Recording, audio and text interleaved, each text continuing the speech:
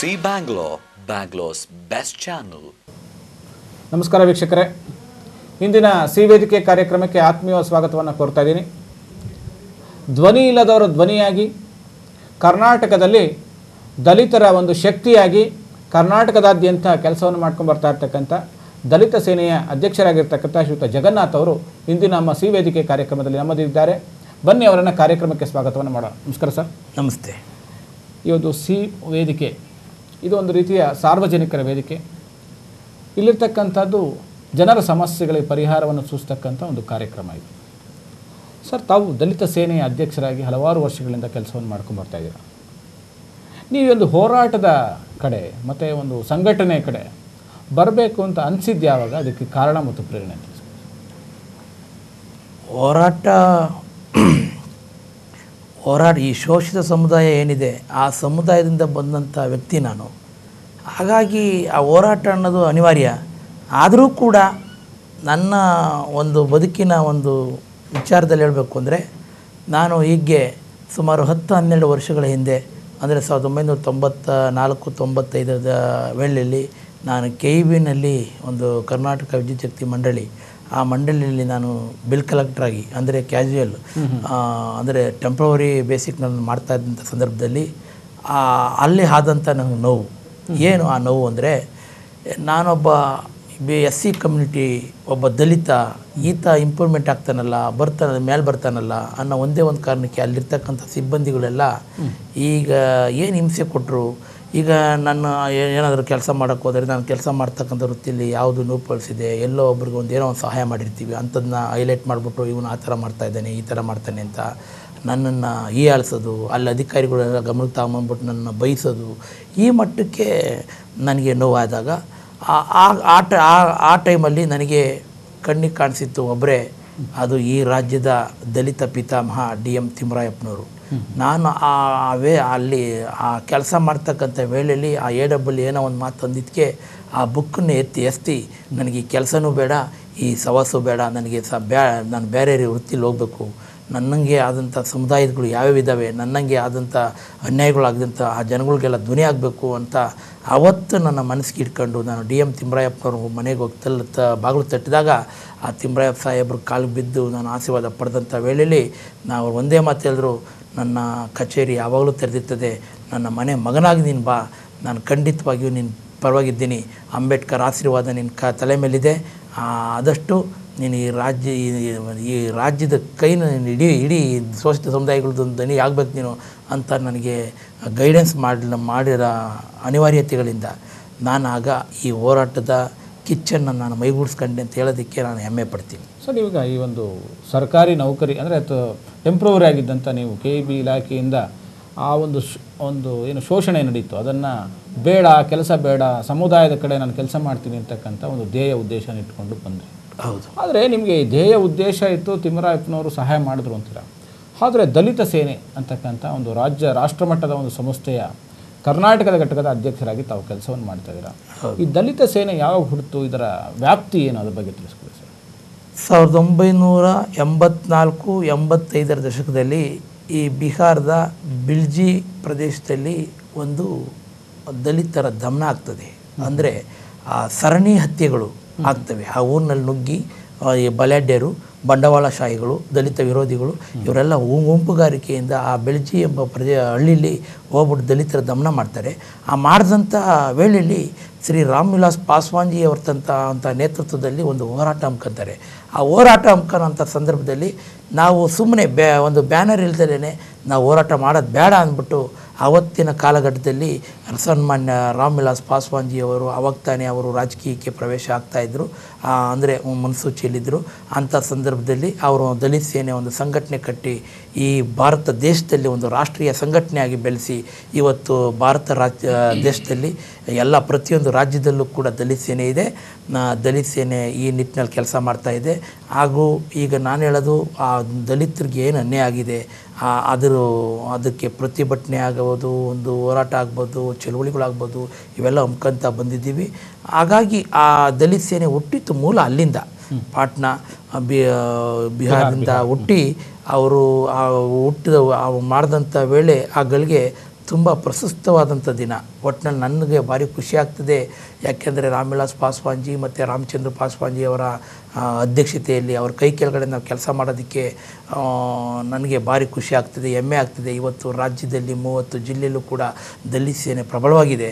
But ನಾವು ಎಲ್ಲೂ ಹೋರಾಟಗಳು ಜಾಸ್ತಿ ಅನಿವಾರ್ಯತೆ ಇದೆ. ಯಾಕೆಂದರೆ ಎಲ್ಲ ಇವತ್ತು ನಮ್ಮ ಸಂಘ ಸಂಸ್ಥೆಗಳೆಲ್ಲ ಚಿಚ್ಚಿದ್ರಾಗಿ ಎಲ್ಲ ಬೀದಿಗೊಂದು ಗಲ್ಲಿಗೊಂದು ಸುಮಾರು ಲಕ್ಷಗಟ್ಟಲೆ 1.5-2 ಲಕ್ಷ ಸಂಘಟನೆಗಳು ರಾಜ್ಯದಲ್ಲಿದ್ದಾವೆ. ಇವತ್ತು ನಾವು ನೋಡ್ತಾ ಇದ್ದೀವಿ ದಿನ ಬೆಳಿಗ್ಗೆ ಇದ್ದರೆ. ಆದರೆ ಎಷ್ಟು ಜನ ಎಷ್ಟು ಹೋರಾಟಗಾರರು ಬಡವ್ರನ್ನ ಕಷ್ಟ ನೀಗಿಸ್ತಾರೆ, ಅವ್ರ ಮನೆ ಬಾಗಿಲಿಗೆ ತಗೊಂಡೋಗ್ತಾರೆ. ಅಂಬೇಡ್ಕರ ಒಂದು ಚರಿತ್ರೆ ಆಗಿರ್ಬೋದು, ಅವರ ತತ್ವ ಮತ್ತು ಸಿದ್ಧಾಂತಗಳಾಗಿರ್ಬೋದು ಆ ಮನೆಗಳಿಗೆ ತಗೊಂಡೋಗ್ತಾರೆ ಅನ್ನೋ ಒಂದು ವಿಚಾರ ನಿಜಕ್ಕೂ ಕೂಡ ಈಗಲೂ ಕೂಡ ಒಂದು ಕ್ವಶನ್ ಮಾರ್ಕ್ ಆಗಿಯೇ ಉಳಿದಿದೆ. ಇವತ್ತು ನಾನು ಒಳ್ಳೇನು ಅಂತ ತಿಳ್ಕೊಳಕ್ಕಾಗಲ್ಲ, ಅಂಥ ಪರಿಸ್ಥಿತಿ ನಿರ್ಮಾಣ ಆಗಿದೆ. ಏನೋ ಒಂದು ಮಾಡ್ತಾ ಇದ್ದೀವಿ, ಯಾವುದೋ ಒಂದು ಅಡೆತಡೆ ಆಗ್ತದೆ, ಅಲ್ಲಿ ಸ್ಟಾಪ್ ಆಗ್ತೀವಿ, ಹಂಗಾಗೋದು ಬ್ಯಾಡ್ದು. ನಾವೆಲ್ಲ ರಾಮ್ವಿಲಾಸ್ ಪಾಸ್ವಾನ್ ಅವರು ದಲಿತ ಸೇನೆಯನ್ನು ಶುರು ಮಾಡಿದ್ರು. ಸುಮಾರು 4 ಲಕ್ಷಕ್ಕೂ ಹೆಚ್ಚಿನ ಲೀಡಲ್ಲಿ ಅವರು ಲೋಕಸಭಾ ಸದಸ್ಯರಾಗಿ ಆಯ್ಕೆ ಆದರು. ಯಾಕಂದ್ರೆ ಅದು ಇಡೀ ರಾಜ್ಯದ ಗಿನ್ನಿಸ್ ರೆಕಾರ್ಡ್ ಆದಂಥ ರಾಷ್ಟ್ರ ಪ್ರಸಂಗ. ಹೌದು. ಆದರೆ ಅವತ್ತಿಗೂ ಇವತ್ತು ಏನಾಗಿದೆ, ರಾಮವಿಲಾಸ್ ಪಾಸ್ವಾನ್ ಅವರು ರಾಷ್ಟ್ರ ರಾಜಕಾರಣದಿಂದ ಹೊರಬಂದಿದ್ದಾರೆ. ಹೌದು. ಯಾಕೆಂದರೆ ಅವರು ಆಯ್ಕೆ ಆಗಿಲ್ಲ, ಅವರ ಪಕ್ಷವೂ ಸಹ ನೆಲಕಚ್ಚಿದೆ. ಬಿಹಾರ್ನಲ್ಲಂತೂ ಅವರ ಹೇಳ ಹೆಸರಿದಂಥ ಒಂದು ಸನ್ನಿವೇಶ ನಿರ್ಮಾಣ ಆಗಿದೆ. ಹೌದು. ಯಾಕೆ ಇಷ್ಟು ಒಂದು ಅದ್ಭುತವಾದಂಥ ಕೆಲಸ ಮಾಡೋರು ಯಾಕೆ ನೆಲಕಚ್ಚಿದ್ರು? ಅದ್ರ ಬಗ್ಗೆ ನಿಮ್ಮ ಅಭಿಪ್ರಾಯ? ಹೌದು. ಈಗ ಬಿಹಾರದಲ್ಲಿ ಒಂದು ಪತ್ರಿಕೆ ಹೇಳಿಕೆ ನೀಡಿದರು ಅವರು. ಏನದಂದರೆ, ಮುಸಲ್ಮಾನರನ್ನ ನಾವು ಈ ರಾಜ್ಯದ ಮುಖ್ಯಮಂತ್ರಿಯನ್ನಾಗಿ ಮಾಡ್ತೀನಿ ಅಂತ. ಮುಸಲ್ಮಾನರನ್ನ ಮುಖ್ಯಮಂತ್ರಿ ಅಂತ ಮಾಡ್ತೀನಿ ಅಂತಂದಾಗ ಜನ ಎಲ್ಲ ಅಲ್ಲಿ ಈಗ ರಾಜಕೀಯ ಅಂತಂದರೆ ನಿಮಗೆಲ್ಲ ಗೊತ್ತು, ಪಿತೂರಿಗಳು ಸಮೇತ ಈಗ ನಮ್ಮ ಕಣ್ಣೆದುರಿಗೆ ಇರ್ತದೆ. ಈಗ ಆತನ ನೋಡಿದ್ರೆ ಇವನಿಗಾಗಲ್ಲ, ಈತನ ನೋಡಿದ್ರೆ ಅವನಿಗಾಗಲ್ಲ, ಅವನ್ನ ಎತ್ತಲಿಕ್ಕದು ಇವನ್ನ ಎತ್ತಲಿಕ್ಕದು ಈ ಕೆಲಸ ಆಗ್ತಾಯಿದೆ. ಅಲ್ಲಿ ಆದಂಥ ಒಂದು ಪ್ರಸಂಗ ಏನಂದರೆ, ಮುಸಲ್ಮಾನರನ್ನ ಮುಖ್ಯಮಂತ್ರಿ ಮಾಡೋದೇ ಆದರೆ ನಾವು ದಲಿತರು ಎಲ್ಲಿ ಹೋಗ್ಬೇಕು, ಹಿಂದುಳಿದ ವರ್ಗ ಎಲ್ಲಿ ಹೋಗ್ಬೇಕು ಅನ್ನೋದು ಈ ಪ್ರಶ್ನೆ ಆಯಿತು. ಈ ಪ್ರಶ್ನೆ ಆಗಿತ್ತು ಆ ನಿತೀಶ್ ಕುಮಾರ್ ಅಂತ ಒಬ್ಬ ರಾಜಕಾರಣಿಗೆ ಒಂದು ತಲಪಾಯ ಆಯಿತು ಅಂತ ಹೇಳ್ಬೋದು. ಈಗ ಇವರು ನಮ್ಮ ಲಲ್ಲೂ ಪ್ರಸಾದ್ ಯಾದವ್ ಜೊತೆ ಮಿಂಗಲ್ಲಾಗಿತ್ತು. ಮತ್ತು ಇದೆಲ್ಲ ಅವರ ಒಂದು ಅತಂತ್ರ ಸ್ಥಿತಿಗೆ ಕಾರಣ ಅಂತ ನಾನು ಹೇಳೋದಕ್ಕೆ ಇಷ್ಟಪಡ್ತೀನಿ. ಅಂದರೆ ಎಲ್ಲೋ ಇವರ ಒಂದು ತಪ್ಪು ಹೆಜ್ಜೆಯಿಂದ ನಿತೀಶ್ ಕುಮಾರ್ ಬರೋದಕ್ಕೆ ಕಾರಣ ಅಂತ ಹೇಳ್ತಾ ಇದ್ದಾರೆ. ಖಂಡಿತ ಖಂಡಿತ ಖಂಡಿತ. ಬಟ್ ಆದರೆ ನಿತೀಶ್ ಕುಮಾರ್ ಅವರು ಬೆಸ್ಟ್ ಚೀಫ್ ಮಿನಿಸ್ಟರ್ ಅಂತ ಪ್ರೂವ್ ಮಾಡಿಬಿಟ್ಟಿದ್ದಾರೆ ಈಗ ಆಲ್ರೆಡಿ. ನಿಜ, ಈಗ ಬೆಸ್ಟ್ ಚೀಫ್ ಮಿನಿಸ್ಟರ್ ಅಂತ ಮಾಡಿದ್ದಾರೆ. ಆದರೆ ಇವತ್ತು ಜಂಗಲ್ ರಾಜ್ಯ ಆಗಿದ್ದಂಥ ಬಿಹಾರ ಕರೆಕ್ಟ್ ಸರ್ವ ಜನ ಬೇರೆ ವಿದೇಶಿಯರು ಬಂಡವಾಳ ಹೂಡೋ ಮಟ್ಟಿಗೆ ನಿತೀಶ್ ಕುಮಾರ್ ಅವರು ತಂದಿದ್ದಾರೆ. ಆದರೂ ಕೂಡ ಇವತ್ತೂ ಕೂಡ ಪ್ರತಿ ಪತ್ರಿಕೆಯಲ್ಲೂ ಕೂಡ ಒಂದು ಇಶ್ಯೂ ಆದ್ರೂ ಇದ್ದೇ ಇರ್ತದೆ. ಬಿಹಾರದಲ್ಲಿ ದಲಿತರನ್ನ ಹಂಗೆ ಮಾಡಿದ್ರು, ಹಿಂಗೆ ಮಾಡಿದ್ರು, ಅಲ್ಪಸಂಖ್ಯಾತರು ಹಿಂಗೆ ಮಾಡಿದ್ರು, ಹಿಂದುಳಿದವ್ರಿಗೆ ಸೌಲಭ್ಯ ಸಿಗ್ತಾ ಇಲ್ಲ. ನಿಮಗೆ ಗೊತ್ತಿರಲಿ, ಈಗ ನಾನು ಹಿಂದೆಯೇ ಈಗ ಬಿಹಾರದಲ್ಲಿ ಯಾರಾದರೂ ಒಬ್ಬ ಅಮಾಯಕ ಒಂದು ಏನೋ ಒಂದಷ್ಟು ದುಡ್ಡನ್ನು ಜೋಬಲ್ಲಿ ಇಕ್ಕೊಂಡು ಹೋಗ್ತಾ ಇದ್ದಂಥ ಸಂದರ್ಭದಲ್ಲಿ ಅವನ್ನ ಹೊಡೆದು ರಾಬರಿ ಮಾಡಿ ಕಿತ್ಕೊಂಡು ಹೋಗ್ತಕ್ಕಂಥ ಇತಿಹಾಸ ಇವತ್ತು ಇದೆ, ಹಿಂದೆನೂ ಇತ್ತು, ಇವತ್ತು ಇದೆ, ಮುಂದೇನೂ ಇರುತ್ತದೆ. ಯಾಕೆ ಇರ್ತದೆ ಅಂದರೆ ಇಂಥ ರಾಜಕಾರಣಿಗಳಿದ್ದರೆ ಇರ್ತದೆ. ಯಾಕೆಂದರೆ ನಿತೀಶ್ ಕುಮಾರ್ ಏನು ಮಾಡಿರೋದು ಅಂತ ಒಳ್ಳೆ ಕೆಲಸ ಏನು ಮಾಡಿದ್ದಾನೆ. ನಾನಂತೂ ನೋಡ್ದಂಗೆ ನಿಜಕ್ಕೂ ಕೂಡ ಆ ಬಿಹಾರದಲ್ಲಿ ನಾವು ಹೋಗಿದ್ದೀವಿ, ಪಾಟ್ನಾ ಆ ಕಡೆ ಭಾಗದಲ್ಲೆಲ್ಲ ಹೋಗಿದ್ದೀವಿ, ಓಡಾಡಿದ್ದೀವಿ. ರೋಡು ನಿಮಗೆ ಗೊತ್ತಿರಲಿ, ಮೂಲಭೂತ ಸೌಕರ್ಯ ಏನಿದೆ ಆ ಮೂಲಭೂತ ಸೌಕರ್ಯಕ್ಕೇ ಆ ವಿರೋಧಿನೇ ನಿತೀಶ್ ಕುಮಾರ್. ಆದರೆ ಎರಡೊಂದು ವಿಚಾರ ಇಲ್ಲ. ಬಟ್ ಇರೋದ್ರಲ್ಲಿ ಈಗ ಲಲ್ಲೂ ಪ್ರಸಾದ್ ಯಾದವ್ ಮತ್ತು ಇವಾಗ ರಾಮ್ವಿಲಾಸ್ ಪಾಸ್ವಾನ್ಜಿ ಸಾಹೇಬರಿಗೆ ಏನಾದರೂ ಆ ಅಧಿಕಾರ ಸರ್ಕಾರ ಏನಾದರೂ ಒಂದು ಆ ಜನ ಏನಾದರೂ ಕೊಟ್ಟಿದ್ರೆ, ಅಧಿಕಾರ ಕೊಟ್ಟಿದ್ರೆ 100% ಒಂದು ಈ ಮೂಲಭೂತ ಸೌಕರ್ಯ ಏನಾದರೂ ಒದಗಿಸೋದ್ರಲ್ಲಿ ಯಶಸ್ವಿ ಆಗೋರು ಅಂತ ನನ್ನ ಭಾವನೆ. ಸರ್, ಈಗ ಡಾಕ್ಟರ್ ಅಂಬೇಡ್ಕರ್ ಅವರ 121ನೇ ಜನ್ಮದಿನಾಚರಣೆಯನ್ನು ನೀವು ಇತ್ತೀಚೆಗೆ ಎಲ್ಲ ಕಡೆ ಆಚರಣೆ ಮಾಡ್ಕೊಂಡು ಬರ್ತಾ ಇದ್ದೀರ. ಈಗ ಏನಾಗಿದೆ, ಅಂಬೇಡ್ಕರ್ ಅಂತಕ್ಕಂಥ ಒಂದು ಫೋಟೋ ಇಟ್ಕೊಂಡು ಕೆಲವರು ಅದನ್ನೇ ಒಂದು ರೀತಿಯ ವ್ಯಾಪಾರೀಕರಣ ಮಾಡ್ಕೊಂಡ್ಬಿಟ್ಟಿದ್ದಾರೆ. ಅಂಬೇಡ್ಕರ್ ಸಿದ್ಧಾಂತವನ್ನು ಮರೆತರು, ಬರೀ ಅಂಬೇಡ್ಕರ್ ಹೆಸರೇ ಬೇಕಾಗುತ್ತೆ. ಎಲ್ಲೋ ಒಂದು ರೀತಿಯ ಮೀಸಲಾತಿಗೋಸ್ಕರನೋ ತಮ್ಮ ಅಧಿಕಾರ ಹಿಡಿಯೋದಕ್ಕೋಸ್ಕರನೋ ಅಂಬೇಡ್ಕರ್ನ ಒಂದು ವಸ್ತುವಿನ ರೀತಿಯಲ್ಲಿ ಉಪಯೋಗಿಸ್ತಾ ಇದ್ದಾರೆ. ಅಂಬೇಡ್ಕರ್ ಅಂತಕ್ಕಂಥವರು ಈ ದೇಶ ಮತ್ತು ಇಡೀ ವಿಶ್ವ ಕಂಡಂಥ ಅತ್ಯಂತ ಅದ್ಭುತ ಸಂವಿಧಾನ ಶಿಲ್ಪಿ ಮತ್ತು ಭಾರತ ಕಂಡಂಥ ಅದ್ಭುತ ಮಾನವತಾವಾದಿ. ಇಂಥ ಅಂಬೇಡ್ಕರ್ ಅವರ ಹೆಸರು ನಡೀತಾ ಇರ್ತಕ್ಕಂಥ ಒಂದು ಶೋಷಣೆ, ಅಂಬೇಡ್ಕರ್ ಅವರಿಗೆ ನಿಜವಾಗಿ ದೊರಕಬೇಕಾದಂಥ ಗೌರವಗಳು ಸಿಗ್ತಾ ಇಲ್ಲ. ಇದ್ರ ಬಗ್ಗೆ ನೀವೊಬ್ಬ ಮುಖಂಡರಾಗಿ ಯಾವ ರೀತಿ ಪ್ರತಿಕ್ರಿಯೆ? ನಿಜ, ಬಾಬಾ ಸಾಹೇಬ್ ಅಂಬೇಡ್ಕರ್ ಅವರ ಹೆಸರು ಮತ್ತು ಅವ್ರ ಫೋಟೋನ ಇವತ್ತು ಯಾರೋ ಲ್ಯಾಂಡ್ ಮಾಫಿಯಾ, ಯಾರೋ ಕಿಡಿಗೇಡಿಗಳು ಅವರು ಯೂಸ್ ಮಾಡ್ತಾ ಇದ್ದಾರೆ. ಸತ್ಯ ಅದು. ಯಾಕೆಂದರೆ ಇವತ್ತು ಬೆಂಗಳೂರಿನಂಥ ಮಹಾನಗರದಲ್ಲಿ ಭೂಮಿ ರೇಟು ಗಗನಕ್ಕೆ ಹೋಗಿದೆ. ಆ ಗಗನಕ್ಕೆ ಹೋಗಿರ್ತಕ್ಕಂಥ ಸಂದರ್ಭದಲ್ಲಿ ಈಗ ಅವ್ರ ಹತ್ರ ಈಗ ಯಾರೋ ಒಬ್ಬ ಬಡವಂದು ಒಂದು ಯಾವುದೋ ಒಂದು 3 ಎಕರೆ ಜಮೀನಿತ್ತು ಅಂದರೆ ಆ ಜಮೀನ ಕಿತ್ಕೊಳ್ಳೋದು ಹೆಂಗೆ, ಒಡೆದು ಕಿತ್ಕೊಳ್ಳೋದ, ಅಥವಾ ಬೇರೆ ಸಂಘ ಸಂಸ್ಥೆಯಿಂದ ಕಿತ್ಕೊಳ್ಳೋದ, ಅಥವಾ ಈ ಪೊಲೀಸ್ ಅಧಿಕಾರಿಗಳಿಂದ ಕಿತ್ಕೊಳ್ಳೋದ, ಅಥವಾ ಇಲ್ಲಿ ರೌಡಿಸಮ್ನಿಂದ ಕಿತ್ಕೊಳ್ಳೋದ, ಈ ಥರ ಕುತಂತ್ರಗಳು ಜಾಸ್ತಿ ಆಗಿರೋದ್ರಿಂದ ಇವತ್ತು ಆ ಕುತಂತ್ರಗಳಿಗೆ ಬೆನ್ನೆಲುಬೆ ಈ ಸರ್ಕಾರ. ನೇರವಾಗಿ ಹೇಳ್ತೀನಿ ನಾನು, ಯಾಕೆಂದರೆ ಭಾರಿ ನೊಂದಿದ್ದೀನಿ ನಾನು. ಎಷ್ಟೋ ಜನ ಸಮಸ್ಯೆಗಳು ಗಮನಕ್ಕೆ ಬರ್ತಾನೆ ಭಾಳಷ್ಟು ಬಂದಿದ್ದಾವೆ. ಅವು ನಾವು ಈಗ ಈ ಹೋರಾಟದಲ್ಲಿ ಏನು ಈ ಹೋರಾಟ ಎಷ್ಟು ಮಟ್ಟಿಗೆ ಮಾಡ್ಬೋದು ಅಂದರೆ, ಇವತ್ತು ಒಬ್ಬ ಸ್ಟೇಷನ್ಗೆ ಹೋದರೆ ನೋಡಪ್ಪ ಆತನ್ನು ಚೇಂಜ್ ಮಾಡಿರ್ತಕ್ಕಂಥದ್ದು ಈ ಸರ್ಕಾರ, ಹೋಮ್ ಮಿನಿಸ್ಟರ್ ಆಗಿರ್ಬೋದು, ನೋಡಪ್ಪ ಆ DC ಹತ್ರ ಹೋಗ್ಬಿಟ್ರೆ ನಮ್ಗೆ ನ್ಯಾಯ ಸಿಗ್ತದೆ, ನೋಡಪ್ಪ ಈ ಸರ್ಕಾರ ಹೇಳ್ದಂಗೆ ಕೇಳ್ತಾ ಇದ್ದಾರೆ, ನೋಡಪ್ಪ ತಹಸೀಲ್ದಾರ್ ಹತ್ರ ಹೋಗ್ಬಿಟ್ಟು ನಾವು ನ್ಯಾಯ ಕೇಳಿದ್ರೆ ನೋಡಪ್ಪ ಆ ಸರ್ಕಾರ ಹೇಳ್ದಂಗೆ ಕೇಳ್ತದೆ. ನ್ಯಾಯ ಎಲ್ಲಿ ಸಿಗ್ತದೆ? ಈಗ ಈ ನೀವು ಪ್ರಾಮಾಣಿಕವಾಗಿ ಇವತ್ತು ಬೆಂಗಳೂರು ಚಾನಲ್ಲು ಈ ಪ್ರಾಮಾಣಿಕವಾಗಿ ನಾವು ಕೆಲಸ ಮಾಡೋದೇ ನಿಜ ಅಂತಂತಂದರೆ, ನಿಜಕ್ಕೂ ಕೂಡ ಜನನೇ ಬಂದು ಈ ಚಾನಲ್ನ ಮುಂದೆ ನಿಂತ್ಕೊಬೇಕು. ಆ ಕೆಲಸ ಮಾಡ್ಬೋದು ನಾವು. ಯಾಕೆಂದ್ರೆ ಆ ಮಾಡೋದಕ್ಕೆ ಬಿಡಲ್ಲ. ಯಾಕೆ ಅಂದರೆ ಕುತಂತ್ರಗಳು ಜಾಸ್ತಿ ಜನ ಇದ್ದಾರೆ. ಏನು ನಾವು ಕೆಲಸ ಮಾಡ್ತಾಯಿದ್ದೀವಿ, ನಾವೇನು ಕೆಲಸ ಮಾಡ್ತಾಯಿದ್ದೀವಿ ಆ ಮಾಡೋ ಮಟ್ಟಕ್ಕೆ ಅವ್ರು ತಗೊಂಬರಲ್ಲ. ಸರಿ, ಕರೆ ತೆಗೆದುಕೊಂಡು ಮಾತುಕತೆ ಮುಂದುವರಿಸಿ. ಹಲೋ ಹಲೋ, ಯಾರು ಮಾತಾಡ ಸರ್? ಸರ್ ನಾನು ನಾಗರಾಜ್ ಅಂತ. ಎಲ್ಲಿಂದ ಮಾತಾಡ್ತಿದ್ರಾ? ಹಾಂ, ಜಗನ್ನಾಥ್ ಅವ್ರ ಮಾತಾಡಿ. ಜಗನ್ನಾಥ್ ಅವ್ರ ಹತ್ರ ಮಾತಾಡಿ. ನಮಸ್ತೆ, ಜೈ ಭೀಮ್. ನಮಸ್ಕಾರ ಸರ್. ಒಂದು ಪ್ರಶ್ನೆ. ಇವಾಗ ದಲಿತ ಸಂಘರ್ಷ, ದಲಿತ ಸೇನಾ ಸಮಿತಿ ಎಲ್ಲ ರೀತಿಯಾದಂತ ಒಂದು ಸಂಘಗಳನ್ನ ಕಟ್ಕೊಂಡಿದ್ದೀರಿ. ಹೌದು ಸರ್. ಬಟ್ ಆದ್ರೆ ಈ ಇದೆಲ್ಲ ಬರೀ ಈ ನಗರಕ್ಕೆ ಸೀಮಿತವಾಗಿ ಇಟ್ಕೊಳ್ತಿದ್ದೀರಲ್ಲ, ಹಳ್ಳಿಗಳ ಕಡೆ ಇವಾಗ್ಲೂ ನಡೀತಾ ಇದೆ ಅಂತ ಹೇಳ್ತಾ ಇರುವಂತ ಒಂದು ಘಟನೆಗಳೇನಿದೆ, ಓಕೆ, ಅದಕ್ಕೆಲ್ಲ ಯಾವುದೇ ರೀತಿಯಾದ ಕಮ್ಮಿ ಆಗೋವು ಕಾಣಿಸ್ತಾ ಇಲ್ಲ, ಕೆಳಗ್ ಬರೋವು ಕಾಣಿಸ್ತಾ ಇಲ್ಲ, ಯಾವುದೇ ರೀತಿಯಾದ ಒಂದು ಇಂಪ್ರೂವ್ಮೆಂಟ್ ಕಾಣಿಸ್ತಾ ಇಲ್ಲ ಅದ್ರಲ್ಲಿ. ಇದೆಲ್ಲ ಬರೀ ನಗರದಲ್ಲಿ ಮಾಡೋದಕ್ ಬದಲು ನೀವು ಇದನ್ನ ಈ ಪರ್ಟಿಕ್ಯುಲರ್ ಹೋರಾಟ ಏನಿದೆ ಇದನ್ನ ನೀವು ಹಳ್ಳಿಗಳಿಗೆ ಅಥವಾ ರೂರಲ್ ಏರಿಯಾಸ್ಗೆ ಅಥವಾ ಇನ್ನೂ ಹೇಳ್ಬೇಕು ಅಂತ ಹೇಳಿದ್ರೆ ಎಷ್ಟೋ ಕಡೆ ಬರೀ ದಲಿತರೆ ಬಾಳ್ತಾ ಇರುವಂತ ಜಾಗ ಏನಿದೆ ಅಲ್ಲಿ ಹೋಗ್ಬಿಟ್ಟು ಅವ್ರಿಗೆ ಎಜುಕೇಶನ್, ಅವ್ರಿಗೆ ಬೇಕಾಗಿರುವಂತ ವಸತಿ ಸೌಕರ್ಯ, ಇಂಪ್ರೂವ್ಮೆಂಟ್, ಇಂಡಸ್ಟ್ರೀಸ್ ಇದನ್ನೆಲ್ಲ ತಗೊಂಡೋಗಿ ಅಲ್ಲಿ ಹೋಗಿ ಸೇರ್ಸೋದನ್ನ ಅಲ್ಲಿ ಹೋಗಿ ಸೇರಿಸ್ಬೇಕಲ್ವಾ? ಬರೀ ನಗರದಲ್ಲಿ ಮಾಡೋದ್ರಿಂದ ಪ್ರಯೋಜನ ಏನಿದೆ ನಿಮಗೆ? ಸರ್, ಈಗ ನಾನು ಒಂದು ತಿಂಗಳಲ್ಲಿ ಬೆಂಗಳೂರಿನಲ್ಲಿರೋದು ವಿರಳ. ಬೆಂಗಳೂರಿನಲ್ಲಿ ಇರೋದೇ ವಿರಳ ನಾನು. ನೀವು ಎಲ್ಲರೂ ನೋಡಿರ್ಬೋದು, ನಾವು ಧರಣಿ ಗಿರ್ನಿ ಇವೆಲ್ಲ ಮಾಡಕ್ಕೆ ಹೋಗಲ್ಲ. ನಾನು ನಿಜಕ್ಕೂ ಹೇಳ್ತೀನಿ, ರಾಜ್ಯದ 30 ಜಿಲ್ಲೆಯಲ್ಲೂ ಕೂಡ ಜಿಲ್ಲಾಧ್ಯಕ್ಷರುಗಳಿದ್ದಾರೆ, ತಾಲೂಕು ಅಧ್ಯಕ್ಷರುಗಳಿದ್ದಾರೆ. ನಾನು ಖಂಡಿತವಾಗಿಯೂ ಕೂಡ ನಾನು ಹೆಚ್ಚಿನ ಅಂದರೆ ನನ್ನ ಕಾಲ ಕಳೀತಾ ಇರೋದೇ ಹಳ್ಳಿಗಳಲ್ಲಿ. ಕಾರಣ ಏನಂದರೆ, ನೀವು ಸತ್ಯ ನಿಮ್ಗೆ ಆಗಿರ್ತಕ್ಕಂಥ ಅನುಭವನೂ ಆಗಿರ್ಬೋದು. ಮೋಸ್ಟ್ಲಿ ಇವತ್ತು ಕೂಡ ನನ್ನ ಊರಿನಲ್ಲಿ, ನಾನು ಹುಟ್ಟಿದಂಥ ಊರಿನಲ್ಲಿ ಒಂದು ಬಸವನ ದೇವಸ್ಥಾನ ಇದೆ. ಆ ದೇವಸ್ಥಾನಕ್ಕೆ ಇವತ್ತು ಕೂಡ ನಾವು ದಲಿತರು ಹೋಗಿಲ್ಲ, ಹೋಗಕ್ಕೂ ಬಿಟ್ಟಿಲ್ಲ. ಕಾರಣ ಏನು? ಈಗ ಈ ನಮ್ಮ ಈ ಬಸವನ ದೇವಸ್ಥಾನ ಉದ್ಘಾಟನೆ ಮಾಡಿದಂಥ ಪುಣ್ಯಾತ್ಮರು ಯಾರು ಅಂದರೆ, ನಾಯಕ ವರ್ಗಕ್ಕೆ ಸೇರಿರ್ತಕ್ಕಂಥ ಶಶಿಕುಮಾರ್ ಸಾಹೇಬ್ರು.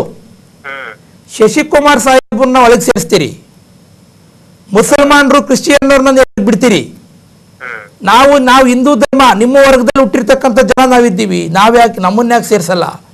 ಇದು ನಮ್ಮ ವಾದ, ಆಕ್ರೋಶ ಆಗಿದೆ.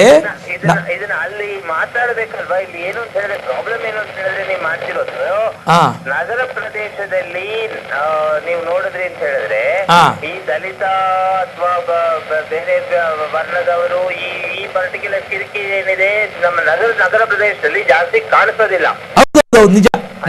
ಇದು ಬಂದ್ಬಿಟ್ಟು ನೀವು ಮಾಡ್ಬೇಕಾಗಿರೋದು ಬಂದ್ಬಿಟ್ಟು ಹಳ್ಳಿಗಳ ಕಡೆ ಎಲ್ಲಿ ನಡೀತಾ ಇದೆಯೋ ಅಲ್ಲಿ ಹೋಗ್ಬಿಟ್ಟು ಮಾಡ್ಬೇಕು. ಯಾಕೆಂತ ಹೇಳಿದ್ರೆ ಇವಾಗ ನಮ್ಮ ಟಿವಿ ಚಾನೆಲ್ಸ್ ಏನಿದೆ ಇದೆಲ್ಲ ಹೋಗ್ಬಿಟ್ಟು ನಮ್ಮ ಹಳ್ಳಿಗಳಲ್ಲಿ ಇನ್ನೂ ಯಾವ್ದು ಸೇರ್ಕೊಂಡಿಲ್ಲ. ಅಲ್ಲಿ ಹೋಗೋದು ಬರೀ ದೂರದರ್ಶನ ಒಂದೇ ಮಾತ್ರ. ಅದನ್ನು ಒಂದ್ ಕೆಲವು ಮಟ್ಟದ ಮಾತ್ರ ಹೋಗಿ ಸೇರ್ತಾ ಇದೆ. 30ರಿಂದ 35% ಹಳ್ಳಿಗಳಲ್ಲಿ ಇವತ್ತಿಗೂ ಟಿವಿಗಳು ಸಿಗ್ತಾ ಇಲ್ಲ, ಟಿವಿ ಪ್ರೋಗ್ರಾಮ್ಸ್ ಇಲ್ಲ. ಇಲ್ಲಿ ನಗರದಲ್ಲಿ ನಾವು ಮಾಡೋದ್ರಿಂದ ಅಥವಾ ನಗರದಲ್ಲಿ ನಾವು ಪ್ರತಿಭಟನೆ ಆಗ್ಲಿ ಅಥವಾ ಧರಣಿ ಆಗ್ಲಿ ಏನೇ ಮಾಡೋದ್ರಿಂದ ಜನಕ್ಕೆ ಯಾವುದೇ ರೀತಿಯಾದ ಉಪಯೋಗ ಆಗೋದಿಲ್ಲ. ಆದ್ರಿಂದ ಏನ್ ವಿಚಾರ ಏನು ಅಂತ ಹೇಳಿದ್ರೆ, ಇದನ್ನ ಹಳ್ಳಿಗಳ ಕಡೆ ಕರ್ಕೊಂಡು ಹೋಗೋದಕ್ಕೆ ಯಾವುದೇ ರೀತಿಯಾದ ಒಂದು ಇದೇ ಇಲ್ವಲ್ಲ, ಒಂದು ಮಾರ್ಗನೇ ಇಲ್ವಲ್ಲ ಇಲ್ಲಿ. ಈಗ ನಾವು ಬೆಂಗಳೂರು ನಗರದಲ್ಲಿ ಜಾಸ್ತಿ ಹೋರಾಟಗಳು ಅದೆಲ್ಲ ನಾವು ಇಲ್ಲಿ ಜಾಸ್ತಿ ಬೆಂಗಳೂರು ನಗರದಲ್ಲಿ ಯಾವುದೂ ಮಾಡಲಿಲ್ಲ, ಮಾಡೋದು ಇಲ್ಲ. ಕಾರಣ ಯಾಕೆ ಅಂದರೆ ಕೇಳಿಸ್ತಾ ಇದೆ ಅವ್ರಿಗೆ. ಕಾರಣ ಯಾಕೆ ಅಂದರೆ ಇವತ್ತು ಎಲ್ಲ ರಾಜ್ಯಾಧ್ಯಕ್ಷಗಳು ಕೇಂದ್ರ ಬಿಂದುನೇ ಬೆಂಗಳೂರು ಯಾಕೆ ಆರಿಸ್ಕೊಂಡಿದ್ದಾರೆ ಅಂದರೆ ಇವತ್ತು ಸ್ಟೇಟ್ ನ್ಯೂಸ್, ಇವತ್ತು ಬಾಬಾ ಸಾಹೇಬ್ ಅಂಬೇಡ್ಕರ್ ಚೌಡರ್ನೆರೆ ಕೆರೆ ನೀರನ್ನು ಮುಟ್ಟೋದಕ್ಕೆ ಹೋಗ್ತಾರೆ. ಅದು ವಿಷಯ ಸಂಪೂರ್ಣ ನಿಮಗೆ ಗೊತ್ತಿರ್ತದೆ. ನೀವು ವಿಚಾರವಾದಿಗಳು ಇದ್ದೀರಿ ಅನಿಸುತ್ತದೆ ನಾಗರಾಜ್ ಅವರೇ. ಆ ಚೌಡರ್ ಕೆರೆ ಮೊಹ ಎಂಬ ಜಿಲ್ಲೆಯಲ್ಲಿ, ಮಹಾರಾಷ್ಟ್ರದ ಆ ಮೊಹ ಎಂಬ ಜಿಲ್ಲೆಯಲ್ಲಿ ಚೌಡರ್ ಕೆರೆ ನೀರನ್ನು ಮುಟ್ಲಿಕ್ಕೆ ಹೋದಂಥ ಸಂದರ್ಭದಲ್ಲಿ ಬಾಬಾ ಸಾಹೇಬ್ ಅಂಬೇಡ್ಕರ್ ಆ ನೀರನ್ನ ಬಾಬಾ ಸಾಹೇಬ್ ಅಂಬೇಡ್ಕರ್ ಒಬ್ಬರು ಮುಟ್ತಾರೆ. ಆದರೆ ಇಡೀ ರಾಷ್ಟ್ರದಲ್ಲಿರ್ತಕ್ಕಂಥ ಕೆರೆಗಳಿಗೆಲ್ಲ ದಲಿತರು ಮುಟ್ತಾರೆ. ಅಂತ ಇವತ್ತು ಕೇಂದ್ರ ಬಿಂದು ಬೆಂಗಳೂರು ರಾಜ್ಯ. ಇವತ್ತು ಯಾವ ಕಮಿಷನರ್ನೋ ಅಥವಾ ಯಾರನ್ನೋ ಒಬ್ಬರನ್ನ ಭೇಟಿ ಮಾಡಬೇಕು, ಮಿನಿಸ್ಟ್ರುಗಳನ್ನ ಮಂತ್ರಿಗಳನ್ನ ಯಾರನ್ನ ಭೇಟಿ ಮಾಡಬೇಕು ಅಂದರೆ ಕೇಂದ್ರ ಬಿಂದು ಬೆಂಗಳೂರೇನೆ. ನಾವು ಇಲ್ಲಿ ನಾವು ಏನಾದರೂ ಮಾಡಿದ್ದೆ ಆದರೆ ಚಳುವಳಿಗಳಾಗ್ಬೋದು, ಮತ್ತೊಂದಾಗಿರ್ಬೋದು ಇಲ್ಲೇನಾದರೂ ಮಾಡಿದ್ದೆ ಆದರೆ ಇಡೀ ರಾಜ್ಯದಲ್ಲಿ ಒಂದು ಕ್ರಾಂತಿ ಮುಳುಗ್ತದೆ. ಆ ಕ್ರಾಂತಿ ಮುಳುಗ್ತಕ್ಕಂಥ ಕೇಂದ್ರ ಬಿಂದು ಬೆಂಗಳೂರು. ನಾನು ಹಳ್ಳಿಲಿ ಖಂಡಿತ ಪ್ರಾಮಾಣಿಕವಾಗಿ ನಾನು ಕೆಲಸ ಮಾಡ್ತಾ ಇದ್ದೀನಿ. ನೀವು ನನ್ನ ಬಗ್ಗೆ ಗೊತ್ತಿದೆಯೋ ಗೊತ್ತಿಲ್ಲ. ಬಟ್ ಇವತ್ತು ಬೆಂಗಳೂರು ನಗರದಲ್ಲಂತೂ ಗೋಡೆಗಳೆಲ್ಲ ದಲಿತ ಸೇನೆ, ಜಗನ್ನಾಥ್, ಬಾಬಾ ಸಾಹೇಬ್ ಅಂಬೇಡ್ಕರ್ದೊಂದು ಸತ್ವ ಸಿದ್ಧಾಂತ ಅಂತೂ ಅಲ್ಲಿ ಇದ್ದೇ ಇರ್ತದೆ. ನನ್ನ ಹೆಸರು, ನನ್ನ ಫೋನ್ ನಂಬರ್ ಪರ್ಸ್ನಲ್ ಆಗಿ ನಾನು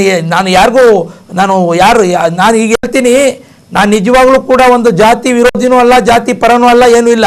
ಇವತ್ತು ಲಿಂಗಾಯತರು, ಬ್ರಾಹ್ಮಣರು, ಗೌಡ್ರು, ಹಿಂದುಳಿದ ವರ್ಗ, ಅಲ್ಪಸಂಖ್ಯಾತ ಕ್ರಿಶ್ಚಿಯನ್ನು, ಮುಸ್ಲಿಮಾನರು, ಪರಿಶಿಷ್ಟ ಜಾತಿ, ಪರಿಶಿಷ್ಟ ಪಂಗಡ ಎಲ್ಲರೂ ಕೂಡ ದಲಿತರಿದ್ದಾರೆ. ಇವತ್ತು SC ST ನಲ್ಲಿ ಮಾತ್ರ ದಲಿತರಿಲ್ಲ, ನನಗೆ ಗೊತ್ತಿದೆ. ಇವತ್ತು ಬ್ರಾಹ್ಮಣರು ಮತ್ತೆ ಲಿಂಗಾಯತನ್ನು ಮಹಿಳೆ ಅಧ್ಯಕ್ಷ ಮಾಡಿದ್ದೀನಿ ದಲಿತ ಸೇನೆಯಲ್ಲಿ.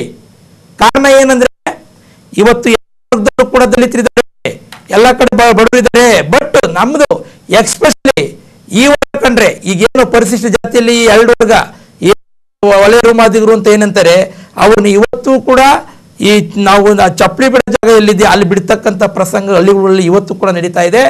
ಅದ್ರ ಬಗ್ಗೆ ನಾನು ಹುಟ್ಟಾಗಿಂದ ಕೂಡ ನನಗೆ ನಮ್ಮ ತಂದೆನೂ ಕೂಡ ಗ್ರಾಮ ಪಂಚಾಯತ್ ಸದಸ್ಯರಾಗಿದ್ದರು, ತೋಟಿ ತಲವರ್ಕೆ ಚಾಕ್ರಿ ಮಾಡ್ಕೊಂಡು ಬಂದಿದ್ದರು. ಅವ್ರ ಮಗನಾಗಿ ಹುಟ್ಟಿದ್ದೀನಿ. ನನಗೆಲ್ಲ ನೋವು ಅರ್ಥ ಆಗಿದೆ. ಆ ನಿಟ್ಟಿನಲ್ಲಿ ನಾನು ಹೋರಾಟ ಹಮ್ಮಿಕೊಂಡಿದ್ದೀನಿ ನಾಗರಾಜ್ ಅವರೇ. ಧನ್ಯವಾದಗಳು ಸರ್. ಸರ್, ಈಗ ಅವರು ಗ್ರಾಮೀಣ ಪ್ರದೇಶದಲ್ಲಿ ಮಾಡ್ತಾ ಇದ್ದಾರೆ, ಅದನ್ನೇ ಅವರು ರಿಪೀಟ್ ಮಾಡ್ತಾರೆ. ಸರ್, ಈಗ ಅಂಬೇಡ್ಕರ್ ಅವರ ಹೆಸರನ್ನು ಹೇಳಿಕೊಂಡು ಹಲವಾರು ಸಂಘಟನೆಗಳ ಬಗ್ಗೆ ನೀವು ಹೇಳ್ತಾ ಇದ್ದೀವಿ. ಅಂದರೆ ಅದರ ಹೆಸರನ್ನು ಉಪಯೋಗಿಸ್ಕೊತಾ ಇದ್ದಾರೆ. ನಿಜವಾದ ತತ್ವ ಸಿದ್ಧಾಂತಗಳು ಜನಸಾಮಾನ್ಯರಿಗೆ, ಅಂದರೆ ದಲಿತರ ವರ್ಗದ ಇರ್ಬೋದು, ಜನಸಾಮಾನ್ಯರಿಗೆ ತಲುಪ್ತಾ ಇಲ್ಲ ಅಂತಕ್ಕಂಥದ್ದು, ಅದ್ರ ಬಗ್ಗೆ ತಾವು ಖಂಡಿತ ಜನಸಾಮಾನ್ಯರಿಗೆ ಯಾಕೆ ತಲುಪ್ತಾ ಇಲ್ಲ ಅಂದರೆ, ಸಂಘಟನೆ ಯಾವುದೋ ಒಂದು ವಿಚಾರಕ್ಕೆ ಸೀಮಿತವಾಗಿರಬಾರ್ದು. ನಮ್ಮ ಜನಗಳಿಗೆ ಜಾಗೃತಿ ಮೂಡಿಸ್ತಕ್ಕಂಥದ್ದು, ಏಳ್ಗೆ ಮೂಡಿಸ್ತಕ್ಕಂಥದ್ದು, ಆರ್ಥಿಕ ಪರಿಸ್ಥಿತಿನ ಸುಧಾರಣೆ ಮಾಡ್ತಕ್ಕಂಥದ್ದು ಈ ಕೆಲಸ ಆಗಬೇಕು. ಈ ಕೆಲಸ ಆಗಬೇಕು. ನಮಗೆ ಭಾರಿ ನೋವಾಗ್ತದೆ. ಇವತ್ತು ದಲಿತರಾಗೇ ಉಳಿದವ್ರೆ. ಹಲೋ, ಹಲೋ, ಯಾರು ಮಾತಾಡೋ ಸರ್? ಸರ್, ಶರಣಪ್ಪ ಅಂತ. ಯಾವ ಊರಿಂದ ಸರ್? ಸರ್, ನಮ್ದು ಬೆಂಗಳೂರಲ್ಲೇ ಇರೋದು, ಬಟ್ ನಾವು ಗದಗ ಜಿಲ್ಲೆಯವರು. ಮಾತಾಡಿ, ನಮ್ಮ ಜಗನ್ನಾಥ್ ಅವರಿದ್ದಾರೆ, ಮಾತಾಡಿ ಸರ್, ಜೋರಾಗಿ ಮಾತಾಡಿ. ಸರ್, ಜಗನ್ನಾಥ್ ಸರ್, ನಮಸ್ಕಾರ. ಸರ್, ನಮಸ್ತೆ. ಸರ್, ನಮ್ಮೂರು ಬಂದು ಗದಗ ಜಿಲ್ಲೆ ಗಜೇಂದ್ರಗಡ ರೋಣ ತಾಲೂಕು ಅಂತ. ಸರ್, ಸರ್, ನೀವು ಈಗ ದಲಿತರ ಬಗ್ಗೆ ನಾನು ಆ ದೇವಸ್ಥಾನಕ್ಕೆ ಹೋಗ್ಲಿಲ್ಲ, ಈ ದೇವಸ್ಥಾನಕ್ಕೆ ಹೋಗಿ ಬಿಡ್ಲಿಲ್ಲ ಅಂತ ನೀವು ಇವಾಗ್ಲೇ ಹೇಳಿದ್ ನಾನು ಕೇಳಿದೆ. ಸರ್, ಇವಾಗ ನಮ್ಮ ಗಜೇಂದ್ರಗಡದಲ್ಲಿ ನೀವು ಒಂದ್ಸರಿ ಬಂದ್ಬಿಟ್ಟು ದಲಿತರು, ಮುಸ್ಲಿಮ್ಸ್ ಅವರು ಎಲ್ಲರೂ ಯಾವ ರೀತಿ ಸಹಬಾಳ್ವೆ ನಡೆಸ್ತಾ ಇದ್ದಾರೆ ಅಂತ, ಅಲ್ಲಿ ಯಾರಿಗೂ ಯಾವ ಜಾತಿನೂ ಒಂದು ಇದು ಇಲ್ಲ. ಈಗ ನಾನು ಲಿಂಗಾಯತ ಜಾತಿನಲ್ಲಿ ಬಂದು ನಾನು ಲಿಂಗಾಯತ. ನನಗಿರೋ ಸ್ನೇಹಿತರು ಚಲವಾದಿ ಅಂದ್ರೆ ನಿಮ್ಗೆ ಗೊತ್ತಾ? ಹೌದು. ನನಗಿರೋ ಬಂದು ಸ್ನೇಹಿತರು ಚಲವಾದಿಯವರು. ಒಂದೇ ತಟ್ಟಿನಲ್ಲಿ ನಾವು ಊಟ ಮಾಡ್ತೀವಿ. ಅದಕ್ಕೆ ನಮ್ಮ ತಂದೆ ಆಗ್ಲಿ ನಮ್ಮ ತಾಯಿ ಆಗ್ಲಿ ಯಾವತ್ತು ವಿರೋಧ ಮಾಡಿಲ್ಲ. ಅವ್ರು ಸ್ನೇಹಿತರು. ಈ ತರನು ಒಂದ್ ಕೆಲವೊಂದು ಊರ ಗುರುತಿಸಬಹುದಲ್ಲ? ಹೌದು ಸರ್. ಸರ್, ಶರಣಪ್ಪ ಅವರೇ, ನಾನೊಂದು ಮಾತು ಹೇಳ್ತೀನಿ ಕೇಳಿ. ನಮ್ಮ ದಲಿತ ಸೇನೆ ಮಹಿಳಾ ಘಟಕದ ಅಧ್ಯಕ್ಷೆ ಇದ್ದಾಳಲ್ಲ, ಹಾಯಮ್ಮ ಲಿಂಗಾಯಟ್ಸು, ಮಾಲತಿ, ಇರಿ ವಿಚಾರ ಹೇಳ್ಬಿಡ್ತೀನಿ, ಮಾಲತಿ ಬಾಲಾಜಿ ಅಂತ. ಈಗ ನಾವು ಒಂದು ವಿಚಾರ ಸಂಪೂರ್ಣವಾಗಿ ಮನ್ನಣೆ ಮಾಡ್ತಕ್ಕಂಥ ವಿಚಾರದಲ್ಲಿ, ಪ್ರಸ್ತಾಪ ಮಾಡ್ತಕ್ಕಂಥ ವಿಚಾರದಲ್ಲಿ ಒಂದು ಊರಲ್ಲ, ಒಂದು ಕೆರೆ ಅಲ್ಲ. ಇವತ್ತು ನಿಮಗೆ ಗೊತ್ತಿರ್ಬೋದು, ಈಗ ಇದು ಕಂಬಾಲಪಳ್ಳಿಲಿ ಏನಾಯ್ತು ಅಂತ, ಆಂಧ್ರದಲ್ಲಿ ಏನಾಯ್ತು ಅಂತ. ಈಗ ದಲಿತರನ್ನ ದಹನ ಮಾಡಿರ್ತಕ್ಕಂಥ ಘಟನೆಗಳು, ಅದು ಕೇಂದ್ರ ಬಿಂದುವಾಗಿ ಇಟ್ಕೊಂಡು ನಾವು ಮುಂದೆ ಈ ಊರಿನಲ್ಲೂ ಹಿಂಗೆ ಆಗ್ಬೋದು ಅಂತ ಮಾತಾಡಂಗಿಲ್ಲ. ಈಗ ನಾನು ನಿಮ್ಮೂರ ಬೆಳ್ತಾ ಯಾವ್ದು ಊರದು ಗಜೇಂದ್ರಗಡ. ಗಜೇಂದ್ರಗಡ ಊರು ಮಾಡ್ದಂಗೆ ಮಾಡಬೇಕು ಅಂತ ನಾವೆಲ್ಲ ಪಣ ತೊಟ್ಟು ನಿಂತಿದ್ದೀವಿ. ಕಾರಣ ಇಷ್ಟೇ, ನಾವು ನೀವು ಎಲ್ಲ ಒಂದೇ. ಇವತ್ತು ಶೋಷಿತ ಸಮುದಾಯಗಳು, ಇವತ್ತು ಲಿಂಗಾಯತರಿಗೆ ಶೋಷಣೆ ಆಗಲ್ವಾ, ಬ್ರಾಹ್ಮಣರಿಗಾಗಲ್ವಾ, ಈ ಮುಸ್ಲಿಮಾನರಿಗಾಗಲ್ವಾ, ಕ್ರಿಶ್ಚಿಯನ್ರಿಗಾಗಲ್ವಾ, ದಲಿತರಿಗಾಗ, SC ST ಗಳಿಗಾಗಲ್ವಾ, ಇವರೆಲ್ಲರೂ ಕೂಡ ನಾನು ಹೇಳ್ತಾ ಇರೋದು ಇವರೆಲ್ಲರೂ ದಲಿತರೇ. ಶೋಷಣೆ ಯಾಕಾಗ್ತದೆ ಅವರೆಲ್ಲರೂ ಕೂಡ ಈ ದಲಿತ ಸೇನೆಯಿಂದಲೇ ನೀವು ಉದಾಹರಣೆ ನಾನು ಕೊಡಬೇಕು ಅಂದ್ರೆ ನಾನು ಈಗಲೇ ಕೊಡ್ತೀನಿ, ರೆಡಿ ಇದ್ದೀನಿ. ಯಾಕೆಂದ್ರೆ ಒಬ್ಬ ಲಿಂಗಾಯತರು ಮೊನ್ನೆ ನನ್ನ ಆಫೀಸಿಗೆ ಬಂದು ಕೂತ್ಕೊಂಡಿದ್ದಾರೆ, ನನ್ನ ಮಗನಿಂದಲೇ ಹಿಂಸೆ ಆಗ್ತದಪ್ಪ ಅಂತ. ನಾನು ಓಪನ್ ಆಗಿ ಹೇಳ್ತೀನಿ, ನಾನು ಕಚೇರಿ ಎಲ್ಲೂ ಇಲ್ಲ, ಚಾಮರಾಜಪೇಟೆನಲ್ಲೇ ಇದೆ, ಬೆಂಗಳೂರು ಕೇಂದ್ರ ಬಿಂದುವಲ್ಲಿ ಕೇಂದ್ರ ಕಚೇರಿ ಇದೆ. ನೀವು ಈ ನನ್ನ ಟೆಸ್ಟ್ ಮಾಡಬೇಕು ಅಥವಾ ಈ ಜಗ್ಗು ಹೆಂಗೆ ಏನು ಎತ್ತಂತ ನೋಡ್ಬೇಕು ಅಂದ್ರೆ ನೀವು ನನ್ನನ್ನು ಒಮ್ಮೆ ಬಂದು ಭೇಟಿಯಾಗಿ ಕೆಲವರು ದಲಿತ ಮುಖಂಡರಾಗ್ಲಿ ಹೌದೌದು ಅದನ್ನೇ ಆಧಾರವಾಗಿ ಇಟ್ಕೊಂಡು ದಬ್ಬಾಳಿಕೆ ನಡೆಸ್ತಾ ಇದ್ದಾರೆ. ಖಂಡಿತ ಖಂಡಿತ ಅದಕ್ಕೆ ಉದಾಹರಣೆ ನಮ್ಮ ಕರ್ನಾಟಕದಲ್ಲಿ ಬೇಕಾದಷ್ಟು ಸಿಗ್ತವೆ. ಖಂಡಿತ ವಿಚಾರಣೆ ಬರ್ತಾ ಇದೀವಿ, ಡಿಸ್ಕಷನ್ ಇನ್ನೊಂದು ವಿಚಾರ ಬರ್ತೀನಿ ಸಾಹೇಬ್ರೆ, ಶರಣಪ್ಪನವ್ರೆ, ಇನ್ನೊಂದು ಮಾತು ಹೇಳ್ತೀನಿ ಕೇಳಿ. ನಾನು ಸಿದ್ಧಗಂಗೆ ಮಠದಲ್ಲಿ ಓದಂತ ವಿದ್ಯಾರ್ಥಿ. ಸ್ವಾಮೀಜಿ ಗುರು ಶಿವಕುಮಾರ ಸ್ವಾಮೀಜಿ ಇದಾರಲ್ಲ, ಅವರ ಪಾದದ ಸ್ಪರ್ಶದಿಂದ ನಮ್ಗೆ ಈ ಜ್ಞಾನ ಈ ಮಟ್ಟಕ್ಕೆ ಬಂದು ಕೂತಿದ್ದೀನಿ. ನಮ್ಮೂರ್ನ ನಿಮ್ಮ ಹತ್ರ ಅರ್ಹತೆ ಅಷ್ಟಿತ್ತು, ನೀವು ಇದಕ್ ಬಂದ್ರಿ. ಹೌದು. ಇವಾಗ ನಾನು ಏನ್ ಹೇಳಕ್ ಇಷ್ಟಪಡ್ತಾ ಇದೀನಿ ಅಂದ್ರೆ, ಇವತ್ತು ದಲಿತ ಮತ್ತು ಕ್ರಿಶ್ಚಿಯನ್ ಮುಸ್ಲಿಮ್ಸ್ ಏನು ಲಿಂಗಾಯತ ಈ ತರ ಬರ್ತಾ ಇದ್ದಾರೆ. ಆ ಕೆಲವು ಸಂಘಟನೆಗಳು ಒಂದ್ ಯಾವ್ದೋ ಒಬ್ಬ ದಲಿತನ ಮೇಲೆ ಏನೋ ಒಂದು ನಡೆಯುತ್ತೆ, ಅದನ್ನ ಫುಲ್ ಆಗಿ ಒಂದು ಜಾತಿ ಸುವರ್ಣಿಯವರೇ ಮಾಡಿದ್ದು ಅಂದ್ರೆ ಫುಲ್ ಕರ್ನಾಟಕದವ್ರು ಮಾಡಿದ್ದು ಅನ್ನೋ ತರ ಬಿಂಬಿಸ್ತಾರೆ. ಯಾವ್ದೋ ಒಂದು ಹಳ್ಳಿನಲ್ಲಿ ಖಂಡಿತ ನಾವು ಹೇಳ್ಬಿಡ್ತೀನಿ, ನಾನು ಅದಕ್ಕಿಂತ ವಿಭಿನ್ನವಾಗಿರ್ತಕ್ಕಂಥ ಸಂಘಟನೆ ದಲಿತ ಸೇನಾ. ಸರ್ ನಾನು ಹೇಳ್ತಾ ಇದ್ದೀನಿ, ನಾನು ಹುಟ್ಟಿ ಬೆಳೆದಿರೋ ದಲಿತರ ಜೊತೆ ಜಾತಿನಲ್ಲಿ ಬಂದು ಲಿಂಗಾಯತ. ಹೌದು. ನಾನು ಇಲ್ಲಿ ಬಂದಿರೋದು ನಾನು ಆ ಜಾತಿ ಕೀಳಾಗಿ ಈ ಜಾತಿ ದೊಡ್ಡದಾಗಿ ಅಂತ ಹೇಳಕ್ ಬರ್ತಾ ಇಲ್ಲ. ಇವಾಗ ಡಾಕ್ಟರ್ ಬಾಬಾ ಸಾಹೇಬ್ ಅಂಬೇಡ್ಕರ್ ಅವ್ರ ಬಗ್ಗೆ ಪ್ರತಿಯೊಂದು ಜಾತಿಯವರೆಗೂ ಒಂದು ಗೌರವ ಇದೆ. ಹೌದೌದು. ಬಾಬಾ ಸಾಹೇಬ್ ಅಂಬೇಡ್ಕರ್ ಅಂದ್ರೆ ಒಂದು ಚಿಕ್ಕ ಮಗುನು ಎದ್ದು ನಿಂತ್ಕೊಳ್ಳುತ್ತೆ. ಹೌದೌದು ಹೌದು. ಅಷ್ಟೊಂದು ಬಾಬಾ ಸಾಹೇಬ್ ಅಂಬೇಡ್ಕರ್ ಆವಾಗಿನ ಕಾಲದಲ್ಲಿ ಮತಾಂತರವನ್ನು ವಿರೋಧಿಸ್ತಾ ಇದ್ರು. ಹೌದು. ಇವತ್ತಿನ ಮುಖಂಡರು ಯಾರು ವಿರೋಧಿಸ್ತಾ ಇಲ್ಲ, ಸಪೋರ್ಟ್ ಮಾಡ್ತಾ ಇದ್ದಾರೆ. ಕರೆಕ್ಟ್. ಈ ಮಾತು ಕೇಳಿದ್ರಲ್ವಾ, ಇದು ಹೇಳ್ಬಿಡ್ತೀನಿ ಕೇಳಿ. ಮತಾಂತರನ ಬಾಬಾ ಸಾಹೇಬ್ ಅಂಬೇಡ್ಕರ್ ವಿರೋಧಿಸಿದ್ರು. ನೆಕ್ಸ್ಟ್ ಕೊನೆಗೆಯಲ್ಲಿ ನಾನು ಈ ಹಿಂದೂ ಧರ್ಮದಲ್ಲಿ ಹುಟ್ಟಿದ್ದೀನಿ, ಆದ್ರೆ ಹಿಂದೂ ಧರ್ಮದಲ್ಲಿ ಸಾಯಲ್ಲ ಅನ್ನೋ ಒಂದು ಮಾತನ್ನು ಕೂಡ ಅಂಬೇಡ್ಕರ್ ಹೇಳ್ತಾರೆ. ಕಾರಣ ಯಾಕೆ ಹೇಳ್ತಾರೆ ಅಂತಂದ್ರೆ, ಈ ಹಿಂದೂ ಧರ್ಮದಲ್ಲಿ ನಾವು ಹುಟ್ಟಿರೋದಕ್ಕೆ ನಮ್ಮನ್ನ ಕಡೆ ಕಾಣ್ತಕ್ಕಂಥ ಈ ಜನ, ಈ ವರ್ಗ, ಈ ವರ್ಗಕ್ಕೆ ಇವಾಗ ನಾವು ನಮ್ಮನ್ನ ಪ್ರಾಣಿ ಪಕ್ಷಿಗಳು ಮೃಗಕ್ಕಿಂತ ಕಡೆ ಆಗ್ತಕ್ಕಂಥ ಈ ಕಡೆ ಕಾಣ್ತಕ್ಕಂಥ ಈ ಸಮಾಜ, ಈ ಸಮಾಜಕ್ಕೆ ನಾವು ಏನಕ್ಕೆ ನಾವು ಈ ಸಮಾಜಕ್ಕೆ ಬೆಲೆ ಕೊಡಬೇಕು? ಇವತ್ತು ಹೇಳ್ತೀರಿ ನೀವು, ನಮ್ಮೂರಿನಲ್ಲಿ ಒಂದು ದೇವಸ್ಥಾನ ಇದೆ, ಎಲ್ಲರೂ ಬರ್ತಾರೆ ಹೋಗ್ತಾರೆ, ಛಲವಾದಿಗಳು ಇದು ಇದು ಹಂಗೆ ಹಿಂಗೆ ಅಂತ. ನಾನು ಹೇಳ್ಬಿಡ್ತೀನಿ ಕೇಳಿ, ಇರಿ ಒಂದ್ ನಿಮಿಷ ರೀ. ಖಂಡಿತ ನಂಗೆ ಅರ್ಥ ಆಯ್ತು, ಕೇಳಿದ್ದೀನಿ, ಕೇಳ್ಪಟ್ಟಿದ್ದೀನಿ, ಅದು ನಿಶ್ಚಯ. ನಾನು ಒಂದು ಮಾತಾಡ್ತೀನಿ, ಈ ಸಮಾಜದಲ್ಲಿ ನಾವೆಲ್ಲರೂ ಒಂದೇ. ಬಾಬಾ ಸಾಹೇಬ್ ಅಂಬೇಡ್ಕರ್ ಯಾವತ್ತೂ ಕೂಡ ಎಲ್ಲ ಜಾತಿಯನ್ನು ಕಡೆಗಾಣಿಸ್ತಿಲ್ಲ. ಅವರು ಸಂವಿಧಾನ ಬರ್ಕೊಟ್ರು, ಸಮಾನತೆಯಿಂದ ಬರಬೇಕು, ಸಮಾನಾಗಿ ಎಲ್ಲರಿಗೂ ಒಬ್ಬರಿಗೂ ಪ್ರತಿಯೊಬ್ಬರಿಗೂ ಒಂದು ಓಟಿನ ಹಕ್ಕನ್ನು ಕೊಟ್ಟಂತ ಮಹಾನ್ ಭಾವರು ಸಂವಿಧಾನ ಬರ್ಕೊಟ್ರು ಅಂಬೇಡ್ಕರ್ ಸಾಹೇಬರು. ಒಂದು ವೇಳೆ ಈ ನಮ್ಮ ಈ ವರ್ಗ ನಮ್ಮನ್ನ ತುಳಿತಕ್ಕೆ ಮಾಡಿದಂತ ವರ್ಗ ಏನಿದೆ, ಆ ವರ್ಗಕ್ಕೆ ನಾವು ವಿರೋಧ ಮಾಡಬೇಕು ಅಂದ್ರೆ ಅವತ್ತು ಅಂಬೇಡ್ಕರ್ ಅವರು ಬೇರೆ ರೀತಿ ಬರ್ದಿರೋರು, ಆದ್ರೆ ಆ ಮನಸ್ಸು ಬರಲಿಲ್ಲ ಅಂಬೇಡ್ಕರ್ ಅವ್ರಿಗೆ. ಆದ್ರೆ ನಾವು ಭಾಷೆ ತಪ್ಪನಕ್ಕೆ ರೆಡಿ ಇದ್ದೀವಿ.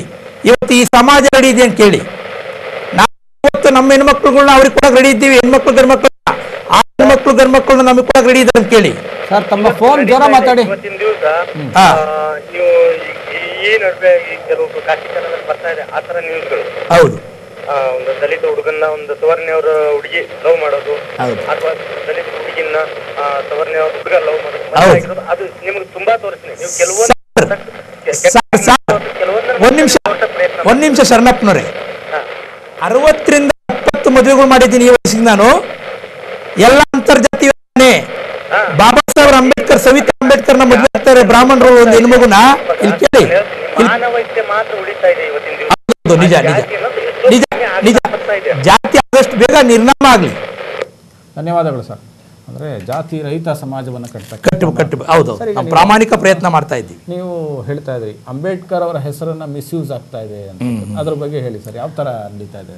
ಅಂಬೇಡ್ಕರ್ ಅವರ ಹೆಸರು ಮಿಸ್ಯೂಸ್ ಹೆಂಗಾಗ್ತಾ ಇದೆ ಅಂದರೆ, ಇವತ್ತು ಕೆಲವರು ಅವರು ಹೆಸರುಗಳು ಗೊತ್ತಿರಲ್ಲ, ಸಮಾಜಕ್ಕೂ ಗೊತ್ತಿರಲ್ಲ, ಎಲ್ಲೋ ಒಂದು ಕಡೆ ಯಾವುದೋ ಒಂದು ವರ್ಗ ಆಗಿರ್ಬೋದು ಅಥವಾ ಒಂದು ಕಾಣದ ಕೈಯ ಕೆಲಸ ಮಾಡ್ತಾ ಇದ್ದೇವೆ ಹೊರತು ಪ್ರಚಲಿತಕ್ಕೆ ಬರ್ತಕ್ಕಂಥ ಯಾವುದೇ ಸಂಘ ಸಂಸ್ಥೆಗಳು ಇರ್ಬೋದು, ಆ ಸಂಘ ಸಂಸ್ಥೆಗಳು ಈ ಕೆಲಸ ಮಾಡೋದಕ್ಕೆ ರೆಡಿ ಇಲ್ಲ. ಯಾರೇ ಆಗಿರಲಿ, ನನ್ನ ಅಣ್ಣ ತಮ್ಮದಿರು, ನಮ್ಮ ಯಾವುದೇ ಸಂಘಟನೆ, ರಾಜ್ಯ ಸಂಘಟನೆಗಳು ಎಷ್ಟೋ ಇದಾವೆ, ಇಲ್ಲಿ ಸುಮಾರಿದ್ದಾವೆ, ಅವ್ಯಾವು ಆ ಕೆಲಸ ಮಾಡೋಕ್ಕೆ ಹೋಗಲ್ಲ. ಯಾಕೆ ಹೋಗಲ್ಲ? ನಮ್ಮದು ನಮ್ಮ ತನಕ ಹುಡ್ಕೊಂತೀವಿ. ಎಲ್ಲಿ ನಾವು ಪಬ್ಲಿಕ್ನಲ್ಲಿ ಇರ್ತೀವಿ, ಎಲ್ಲಿ ನಾವು ಪ್ರಚಾರಕ್ಕೆ ಇರ್ತೀವಿ, ಅದು ನಾವು ಬಾಬಾ ಸಾಹೇಬ್ ಅಂಬೇಡ್ಕರ್ನ ಹಿಡಿದ್ಬಿಟ್ಟು ದುಡ್ಡು ಮಾಡ್ತಕ್ಕಂಥ ಕೃತ್ಯಕ್ಕೆ ಯಾರೂ ಹೋಗಲ್ಲ. ಎಲ್ಲೋ ಕೆಲವರು ಕಿಡಿಗೇಡಿಗಳು, ಯಾರು ಅವ್ರು ನಿಜವಾಗ್ಲೂ ಕೂಡ ದಲಿತರಲ್ಲ, ಅಂಥವ್ರು ಬಾಬಾ ಸಾಹೇಬ್ ಅಂಬೇಡ್ಕರ್ರ ಫೋಟೋ ಇಟ್ಕೊಂಡು ಅಲ್ಲಿ ಗುಡಿಸ್ಲುಗಳು, ಅಲ್ಲಿ ಇದು ಯಾವುದು ಬ್ಯಾನರ್ ಹಾಕ್ಕೊಂಡು ಆ ಜಮೀನು ಕಬಳಿಸೋದು, ಅದೆಲ್ಲ ಮಾಡ್ತಕ್ಕಂಥದ್ದು. ಇದ್ರ ಹಿಂದೆ ಕುತಂತ್ರಿಗಳು, ರಾಜಕಾರಣಿಗಳೇ ಕುತಂತ್ರಿಗಳಾಗಿರ್ತಾರೆ, ಅದರಿಂದ ಇರ್ತಾರೆ. ಕರ್ನಾಟಕದಲ್ಲಿ ದಲಿತರ ಒಂದು ಜನಸಂಖ್ಯಾ ದೃಷ್ಟಿಯಿಂದ ತಾವು ಹೇಳ್ತಾರೆ 40%ಕ್ಕೂ ಹೆಚ್ಚು ಜನಸಂಖ್ಯೆ ಇದ್ದಾರೆ. ಹೌದೌದು. ಆ ದೃಷ್ಟಿಯಲ್ಲಿ ನೋಡಿದಾಗ ಕರ್ನಾಟಕದಲ್ಲಿ ದಲಿತರ ಸ್ಥಿತಿಗತಿಗಳು ಯಾವ ರೀತಿ? ಯಾಕೆ ನೀವು ರಾಜ್ಯದಾದ್ಯಂತ ಪ್ರವಾಸವನ್ನು ಮಾಡ್ತಾ ಇರ್ತೀರಾ, ನೀವು ನಗರವನ್ನು ನೋಡಿದ್ದೀರಾ, ನಗರದಲ್ಲಿ ಪರವಾಗಿಲ್ಲ ಅನ್ಸುತ್ತೆ, ಆದರೆ ಬೇರೆ ಗ್ರಾಮೀಣ ಪ್ರದೇಶದಲ್ಲಿ ಸ್ಥಿತಿಗತಿಗಳ ಪರಿಸ್ಥಿತಿ ಯಾವ ರೀತಿ? ಅಲ್ಲಿರ್ತಕ್ಕಂಥ ರಾಜಕೀಯ ಎಲ್ಲೂ ಇಲ್ಲ. ಹಳ್ಳಿಗಳಲ್ಲಿ ಇವತ್ತು ಬೆಳಗ್ಗೆಯಿಂದ ಹೋದರೆ ಸಾಯಂಕಾಲ ತನಕ ದುಡಿತಾರೆ, 6 ತಿಂಗಳು ದುಡಿತಾರೆ, 6 ತಿಂಗಳು ಕೂತ್ಕೊಂಡಾಗ ಇನ್ನೇನು ಕೆಲಸ ಇರಲ್ಲ ಅವ್ರಿಗೆ. ರಾಜಕೀಯ ಬರೀ ಎಣ್ಣೆ ಹೊಡೆಯೋದು, ಬರೀ ಅವ್ರ ಬಗ್ಗೆ ವಿಚಾರಣೆ ಮಾಡೋದು, ವಿಚಾರ ಸಂಕೀರ್ಣ ಮಾಡೋದು, ಒಳ್ಳೆಯ ವಿಚಾರಗಳು ಸಾಕಷ್ಟು ಮರಿತಾರೆ ರೈತರುಗಳಿಗೆ, ಹಳ್ಳಿ ಜನಗಳಿಗೆ. ಆದರೆ ಅದು ಒಳ್ಳೆತನದಲ್ಲಿ ಯೋಚನೆ ಮಾಡಿದ್ದೆ ಆದರೆ ಈ ಸಮಾಜನ ನವ ಸಮಾಜ ಅಂತ ಒಳ್ಳೆ ನವ ಕರ್ನಾಟಕವನ್ನು ನಿರ್ಮಾಣ ಮಾಡೋದ್ರಲ್ಲಿ ಸಂದೇಹನೇ ಇಲ್ಲ. ಆ ಥರ ಅವ್ರಿಗೆ ಕಾಣದಕ್ಕೆ ಅವ್ರಿಗೇ ಗೊತ್ತಿರಲ್ಲ, ಅಂಥ ಶಕ್ತಿ ಅವರೆಲ್ಲ ಅಡಕವಾಗಿದೆ. ಆ ಶಕ್ತಿನ ಒಳ್ಳೆತನಕ್ಕೆ ಯಾರೂ ಯೂಸ್ ಮಾಡ್ತಾ ಇಲ್ಲ. ಯಾಕೆ ಯೂಸ್ ಮಾಡ್ತಾ ಇಲ್ಲ? ಇವತ್ತು ಒಂದು ಊರಿನಲ್ಲಿ 4 ಕುಟುಂಬ ಇರ್ತವೆ ಅಂತ ಇಟ್ಕೊಳ್ಳಿ, 4 ಪಕ್ಷ ಇರ್ತವೆ. ಅಲ್ಲಿ ಕಾಂಗ್ರೆಸ್ ಇರ್ತದೆ, BJP ಇರ್ತದೆ, ದಳ ಇರ್ತದೆ, ಈ ಕಡೆ ಯಾವುದೋ ಒಂದು ಪಾರ್ಟಿ ಪಕ್ಷೇತರ ಪಾರ್ಟಿ ಇರ್ತದೆ. ಈ ಥರ ಪಾರ್ಟಿಗಳಿದ್ದಾಗ ಅವ್ರಿಗೆ ಆಗಲ್ಲ. ಆದರೆ ಪಕ್ಷ ಎಲ್ಲ ಒಂದು ಕಡೆ ಇರಲಿ, ಇವ್ರು ಮೊದಲು ಒಂದಾಗಲಿ, ಒಗ್ಗಟ್ಟಿರಲಿ. ಇನ್ನು ಹಲವಾರು ವಿಚಾರಗಳಿರುತ್ತೆ ತಮ್ಮ ಡಿಸ್ಕಷನ್ ಮಾಡೋಕ್ಕೆ. ಅದಕ್ಕೆ ನಾವು ಮುಂಚೆ ಒಂದು ಸಣ್ಣ ವಿರಾಮದ ನಂತರ ಕಾರ್ಯಕ್ರಮ. ನಮಸ್ತೆ.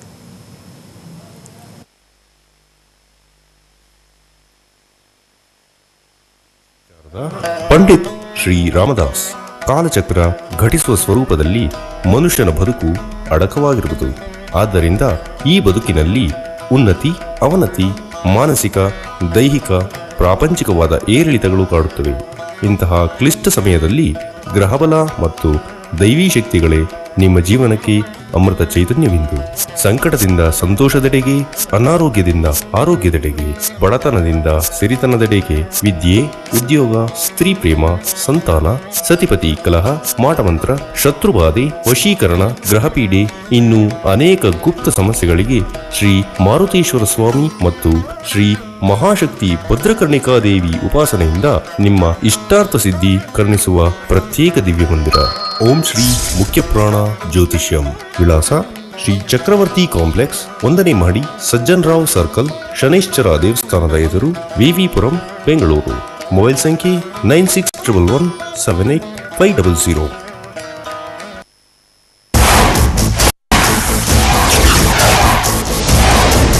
ಏಪ್ರಿಲ್ 14ರಿಂದ ಪ್ರತಿ ಶನಿವಾರ ರಾತ್ರಿ 9:30ಕ್ಕೆ ಪವರ್ಡ್ ಬೈ ಕುಬೇರನ್ ಸಿಲ್ಕ್ಸ್, ನಿಮ್ಮ ETV ಕನ್ನಡ ವಾಹಿನಿಯಲ್ಲಿ ಮಾತ್ರ.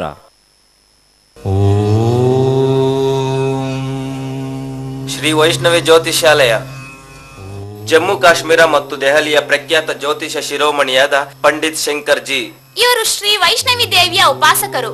ಇವರು ಬಹುಜನದ ಒತ್ತಾಯದ ಮೇರೆಗೆ ಖಾಯಂ ಆಗಿ ಬೆಂಗಳೂರಿನ ಜಯನಗರದಲ್ಲಿ ನೆಲೆಸಿದ್ದಾರೆ ಮತ್ತು ಶಂಕುಚಕ್ರದ ಆಧಾರದ ಮೇಲೆ ನಿಮ್ಮ ಸಂಪೂರ್ಣ ಭವಿಷ್ಯ ಹೇಳುತ್ತಾರೆ. ಇವರು ವಿದ್ಯಾ, ಉದ್ಯೋಗ, ಪ್ರಮೋಷನ್, ವಿದೇಶಿ ಪ್ರವಾಸ, ಟ್ರಾನ್ಸ್ಫರ್, ಸ್ತ್ರೀ ಪ್ರೇಮ, ವ್ಯಾಪಾರದ ಲಾಭ ನಷ್ಟಗಳು, ವೈಷ್ಣವಿ ದೇವಿಯ ಶಕ್ತಿಯ ಮೇಲೆ ನಿಮ್ಮ ಜೀವನದ ಸಂಪೂರ್ಣ ಸಮಸ್ಯೆಯನ್ನು ಬಗೆಹರಿಸುತ್ತಾರೆ. ಪೂರ್ಣ ಭವಿಷ್ಯವನ್ನು ತಿಳಿಸುತ್ತಾರೆ. ಕೆಲವೇ ದಿನಗಳಲ್ಲಿ ಸೂಕ್ತ ಪರಿಹಾರ ನೀಡುತ್ತಾರೆ. ವಿಶೇಷ ಸೂಚನೆ: ಉದ್ಯೋಗಿಗಳು, ವ್ಯಾಪಾರಸ್ಥರು, ಸಿನಿಮಾ ನಟ ನಟಿಯರು, ರಾಜಕಾರಣಿಗಳು ಮತ್ತು ಕಲಾವಿದರು ಜ್ಯೋತಿಷ ಶಿರೋಮಣಿ ಪಂಡಿತ್ ಶಂಕರ್ಜಿ ಅವರಿಂದ ಪರಿಹಾರ ಪಡೆದಿದ್ದಾರೆ. ಇಂದೇ ಭೇಟಿ ಕೊಡಿ. ಸ್ಥಳ Krishna residency, new national market, shop number 1, water tank ಎದುರು, 28ನೇ ಕ್ರಾಸ್, ಗೀತಾ ಕಾಲೋನಿ, 4ನೇ block, Jayanagar, Bengaluru. Mobile number 9860544105.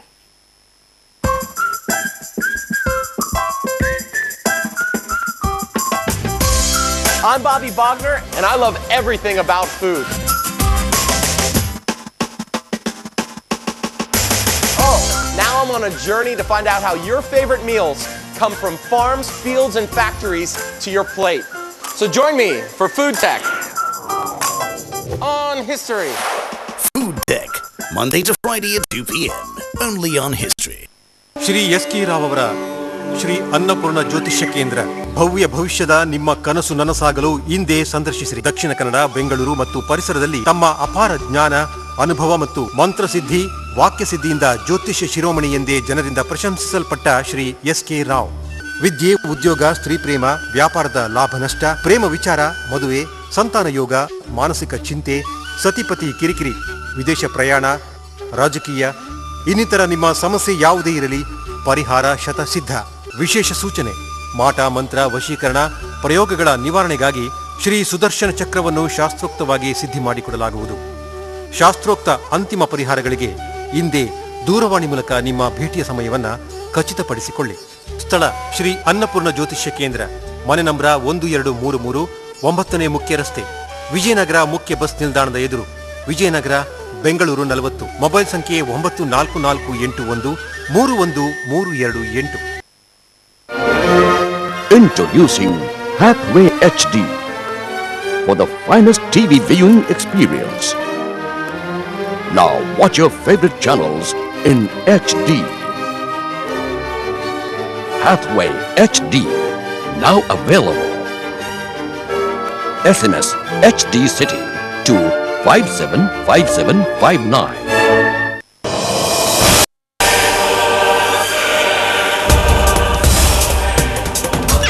Creativity, coverage, connectivity, classical, cinema. See Bangalore, Bangalore's best channel. ನಮಸ್ಕಾರ ವೀಕ್ಷಕರೇ, ಮತ್ತೊಮ್ಮೆ ಸ್ವಾಗತ. ಸರ್, ಈಗ ತಾವು ಈ ಕರ್ನಾಟಕದಲ್ಲಿ ದಲಿತರ ಸ್ಥಿತಿಗತಿ ಬಗ್ಗೆ ಮಾತಾಡ್ತಾ ಇದ್ದೆ, ದಯವಿಟ್ಟು ಅದನ್ನು ವಿಶ್ಲೇಷಣೆ ಮಾಡಿ. ಖಂಡಿತ. ಇವತ್ತು ಯಾವುದೋ ಒಂದು ಹಳ್ಳಿಲಿ ಒಂದು ಗುಡಿಸ್ಲಲ್ಲಿ ಇರ್ತಕ್ಕಂಥ ಒಂದು ಕುಟುಂಬ ಆ ಗುಡಿಸ್ಲಲ್ಲೇ ಇದೆ. ದಲಿತ ವರ್ಗದಲ್ಲಿರ್ತಕ್ಕಂಥ ಜನಗಳು ಏನೋ ಆರ್ಥಿಕವಾಗಿ ಸ್ವಲ್ಪ ಮುಂದೆ ಬರ್ತಕ್ಕಂಥ ಪ್ರಯತ್ನ ಮಾಡೋ ಮುಂದೆ ಬರ್ತಲೇ ಇದ್ದಾರೆ.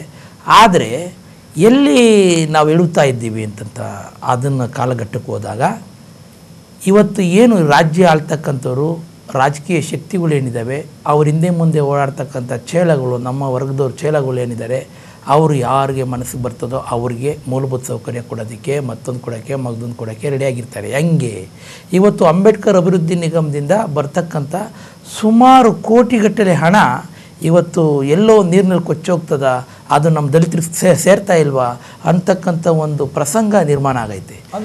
ಒಂದು ಏಜೆಂಟ್ಗಳನ್ನ ನೇಮಕ ಮಾಡ್ಕೊಂಡ್ಬಿಟ್ಟಿರ್ತಾರೆ. 100%. ಯಾರು ಏಜೆಂಟ್ಗಳು ಅಂತಂದರೆ ಈ ರಾಜಕಾರಣಿಗಳ ಕೈವಾಡ ಅಂದರೆ ಅವ್ರ ಕೈಗಳು ಎಡಗೈ ಬಲಗೈ ಅಂತಾರಲ್ಲ, ಹಿಂದೆ ಮುಂದೆ ಓಡಾಡ್ತಕ್ಕಂಥ ಚೇಳಗಳು ಏನಿರ್ತಾರೆ ಅವ್ರ ಪಾಲಾಗ್ತಾ ಇದೆ. ಸರಿ, ರಾಜಕಾರಣಿಗಳನ್ನ ನನಗೆ ಜ್ಞಾಪಕ ಬಂತು.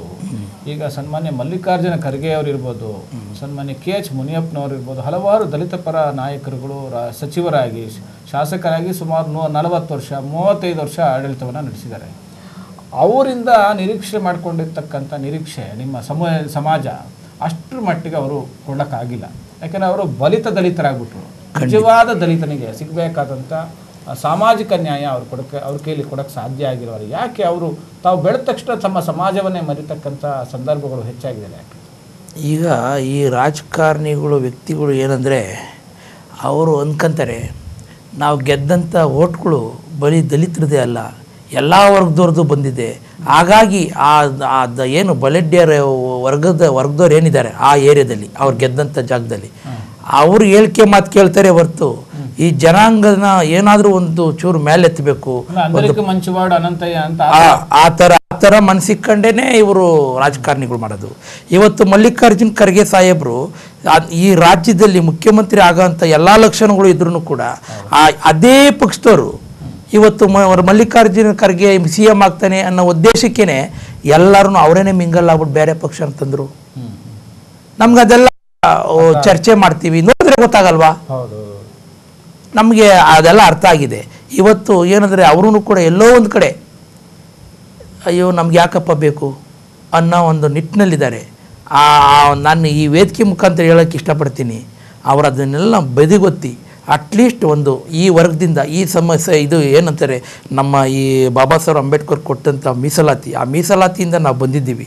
ಅಟ್ಲೀಸ್ಟ್ ಆ ಮೀಸಲಾತಿಯಿಂದ ಬಂದು ಆ ಕೃತಜ್ಞತೆನಾದ್ರೂ ಸಲ್ಲಿಸಿ, ಆ ಸಲ್ಲಿಸೋಂಥ ಭಾವನೆ ಆ ಬಾಬಾ ಸಾಹೇಬ್ ಅಂಬೇಡ್ಕರ್ ಆಶೀರ್ವಾದ ನಿಮ್ಮ ತಲೆ ಮೇಲೆ ಇರಲಿ, ಅವರು ಆ ಬರಂಗ್ ಮಾಡ್ಲಿ ಅಂತ ನಾನು ಹೇಳೋದಕ್ಕೆ ಇಷ್ಟ. ಅಂಬೇಡ್ಕರ್ ಹೆಸರು ಒಂದು ಅಧಿಕಾರ ಬರೋದಕ್ಕೆ ಮಾತ್ರ ಉಪಯೋಗಿಸ್ಕೊಳ್ತಾ ಇದ್ದಾರೆ. ಹೌದು. ಮತ್ತೆ ಆಮೇಲೆ ಅಡ್ಜಸ್ಟ್ಮೆಂಟ್ ರಾಜಕೀಯದಲ್ಲೇ ಹೋಗ್ತಾರೆ. ಇವಾಗ ನಾವು ಯಾರೋ ಒಬ್ಬ ಲೀಡ್ರು ಹೋಗ್ಬಿಟ್ಟು ಅವ್ರ ಅಧಿಕಾರಿಗಳ ಹತ್ರ ಏನೇ ನಮ್ಮ ಜಾತಿ ಹಿಡಿದು ಬೈದ ಮಾಡ್ದ ಹಂಗೆ ಅಂತಂದ್ರೆ ಇದೊಂದು ಮೊದಲು ಹಿಡ್ಕೊಂಬಂದ್ಬಿಡ್ತೀರಿ ನೀವು. ಈ ವರ್ಡ್ಗಳು ನಾವು ಸಾಮಾನ್ಯವಾಗಿ ನನ್ನ ಕಣ್ಣೆದುರಿಗೆ ನಡೆದಿರೋ ಘಟನೆಗಳು ಕೇಳ್ತಲೇ ಇರ್ತೀವಿ ನಾವು. ಸರ್, ದಲಿತ ಸಮಾಜ ಜನಸಂಖ್ಯೆಯ ದೃಷ್ಟಿಯಲ್ಲಿ ಸುಮಾರು 40% ಇದ್ದಾರೆ. ಆದರೆ ರಾಜ್ಯದಲ್ಲಿ 224 ವಿಧಾನಸಭಾ ಕ್ಷೇತ್ರಗಳಿದ್ದರೂ ಸಹ ನಿಮಗೆ ಸಿಗಬೇಕಾದಂಥ ಸುಮಾರು 40% ಅಂದರೆ ನೀವು 80ರಿಂದ 90 ಸೀಟನ್ನು ನೀವೇ ಆಲ್ಮೋಸ್ಟ್ ಗೆಲ್ಲಬೇಕಾಗಿರುತ್ತೆ. ನೀವು ಆ್ಯಕ್ಚುಲಿ 80 ಸೀಟ್ ಆದರೂ ನಿಮಗೆ ಸಿಗಬೇಕಿತ್ತು ಆ ಒಂದು ಪರ್ಸೆಂಟೇಜ್ ಪ್ರಕಾರ. ಆದರೆ ಅಂಬೇಡ್ಕರ್ ಅವರ ಒಂದು 18% ಏನಿತ್ತು ಅದು ಹಾಗೇ ಮುಂದುವರಿತಾ ಇದೆ. ಈಗಿನ ಜನಸಂಖ್ಯಾ ದೃಷ್ಟಿಯಿಂದ ನೀವು 40% ದಾಟಿದ್ದೀರಾ. ಎಲ್ಲ ಒಂದು ರೀತಿಯ ತಾರತಮ್ಯ ಇದೆ. ಈಗ 18% ಏನಿತ್ತು 18% ಆಗಿನ ಕಾಲದಲ್ಲಿತ್ತು, ಈಗ ಜನಸಂಖ್ಯೆ ಆಗಿದೆ. ಈಗ 22% ಕೊಡಿ ಅಂತಂದ್ರೆ ಹೌದೌದು ಎಲ್ಲ ಈಗ ನಾವು ಕೇಳ್ತಾ ಇರೋ ಜಾಸ್ತಿ ಏನಿಲ್ಲ, ಬರೀ 22% ಕೊಡಿ ಸ್ವಾಮಿ. 22 4% ರೈಸ್ ಮಾಡಿ. ಈಗ ಏನು 100 ಜನದಲ್ಲಿ 18 ಜನ ನಮ್ಮ ಪರಿಶಿಷ್ಟ ಜಾತಿ ಪರಿಶಿಷ್ಟ ಪಂಗಡಗಳು ಬರ್ತವೆ. ಅದರಲ್ಲಿ ಎಸ್ ಟಿಗಳು ಒಂದಷ್ಟು ಕಿತ್ಕೊಂತೀರಿ, ಎಸ್ ಟಿಗಳು ಒಂದಷ್ಟು ಕೊಡ್ತೀರಿ. ಅದ್ರ ಕೂಡ ನಮ್ಮ ಒಳ ಮೀಸಲಾತಿ ಈಗ ಮಾಡಬೇಕು ಅಂತ ಹೊರಟಿದ್ದೀರಿ. ಖಂಡಿತ ಅದು ಮಾಡಿದ್ರೆ ಇನ್ನೂ ನಮ್ಗೆ ಎಷ್ಟು ದುರ್ಬಲ ಅಂದರೆ ಭಾಳ ಅದು ಭಾರಿ ನೋವಾಗ್ತದೆ. ಯಾಕೆಂದರೆ ಇವತ್ತು ನೋಡಿ, ಇವತ್ತು ಯಾವುದೋ ಒಂದು ಕಮ್ಯುನಿಟಿಗೆ ಎಲ್ಲ ಮಿನಿಸ್ಟ್ರುಗಳಾಗ್ತಾರೆ. ಇವತ್ತು ಇವತ್ತು ಮಾದಿಗ ಆಗಿರ್ಬೋದು, ಛಲವಾದಿ ಆಗಿರ್ಬೋದು, ಇದರಲ್ಲಿ ಮಿನಿಸ್ಟ್ರುಗಳು ಯಾರಾಗಿದ್ದಾರೆ? ಬೆರ್ಲೇನ್ಕೆ ಅಷ್ಟು ಇಲ್ಲ, ಒಂದೇ ಕಮ್ಯುನಿಟಿ 7 ಜನ ಆಗಿದ್ದಾರೆ. ಇದು ಈ ಸಮಾಜನ ನಾವು ನೋಡ್ತಕ್ಕಂಥ ಜನ ನಾವು ಅರ್ಥ ಮಾಡ್ಕೊಬೇಕು. ಈ ಮಟ್ಟಕ್ಕೆ ರಾಜಕೀಯಗಳು ಹೋದ್ರೆ ಇನ್ನು ಯಾವ ಕಾಲಘಟ್ಟಕ್ಕೆ ತಲುಪಬಹುದು? ನಮ್ಮ ಈ ಪ್ರಬುದ್ಧ ಭಾರತ ಯಾವ ಮಟ್ಟದಲ್ಲಿ ಯಾವ ದಾರಿಯಲ್ಲಿ ನಡೀಬೋದು ಈ ರಾಜಕೀಯ ಈ ರಾಜ್ಯ ಅನ್ನೋದು ನಮಗೆ ಕೂಡ ಆತಂಕಕ್ಕೊಳಗಾಗಿದ್ದೀವಿ. ಇಡೀ ರಾಜ್ಯದ ಜನತೆ ಆತಂಕಕ್ಕೊಳಗಾಗಿದ್ದೀವಿ. ಎಲ್ಲ ಯೋಚನೆ ಮಾಡ್ತೀವಿ, ಚರ್ಚೆ ಮಾಡ್ತೀವಿ, ಆದ್ರೆ ನಾವು ಹೋಗಲ್ಲಿ ಕೂತ್ಕೊಂಡು ಈ ಬುದ್ಧಿ ಕೆಲಸ ಮಾಡ್ತಕ್ಕಂಥ ತಾಕತ್ತು ನಮ್ಗಿಲ್ವ ಅನ್ನೋದು ನಮಗೆ ಒಂಥರ ಪ್ರಜ್ಞೆ ಕೊರತೆ ಕಾಣ್ತಾ ಇದೆ ಅಂತ ಅನ್ಸುತ್ತೆ. ಆದ್ರೂ ಕೂಡ ನಾವೇನಾದ್ರೂ ಆ ಕೆಲಸ ಮಾಡಕ್ ನಾವೇನಾದ್ರೂ ಹೊರಟಿತ್ತೆ ಆದ್ರೆ ನಮಗೇನೆ ಅವ್ರು ಬಲಿಪಶುಗಳು ಮಾಡ್ತಾರೆ. ಹಂಗಾಗಿ ನಾವು ಕೂಡ ಎಲ್ಲೋ ಒಂದು ಕಡೆ ಒಂದು ದಿಕ್ಕಲ್ಲಿ ರಾಜಕೀಯದ ನಾವು ಚುಕ್ಕಾಣಿ ಹಿಡಿಲೇಬೇಕು ಅಂತ ನಾನು ಈಗಾಗಲೇ ಆಲ್ರೆಡಿ ಎಲ್ಲ ಜಿಲ್ಲೆಯಲ್ಲೂ ಕೂಡ ನಮ್ಮ ಮತದಾರರ ಬಂಧುಗಳಲ್ಲಿ ಎಲ್ಲ ಕೇಳ್ಕೊಂತ ಇದ್ದೀನಿ. ಈಗ ನಿಮ್ಮ ಸಂಘಟನೆಗಳು ಅಂದರೆ ದಲಿತ ಪರ ಸಂಘಟನೆಗಳು ಸಾವಿರಾರಿದೆ.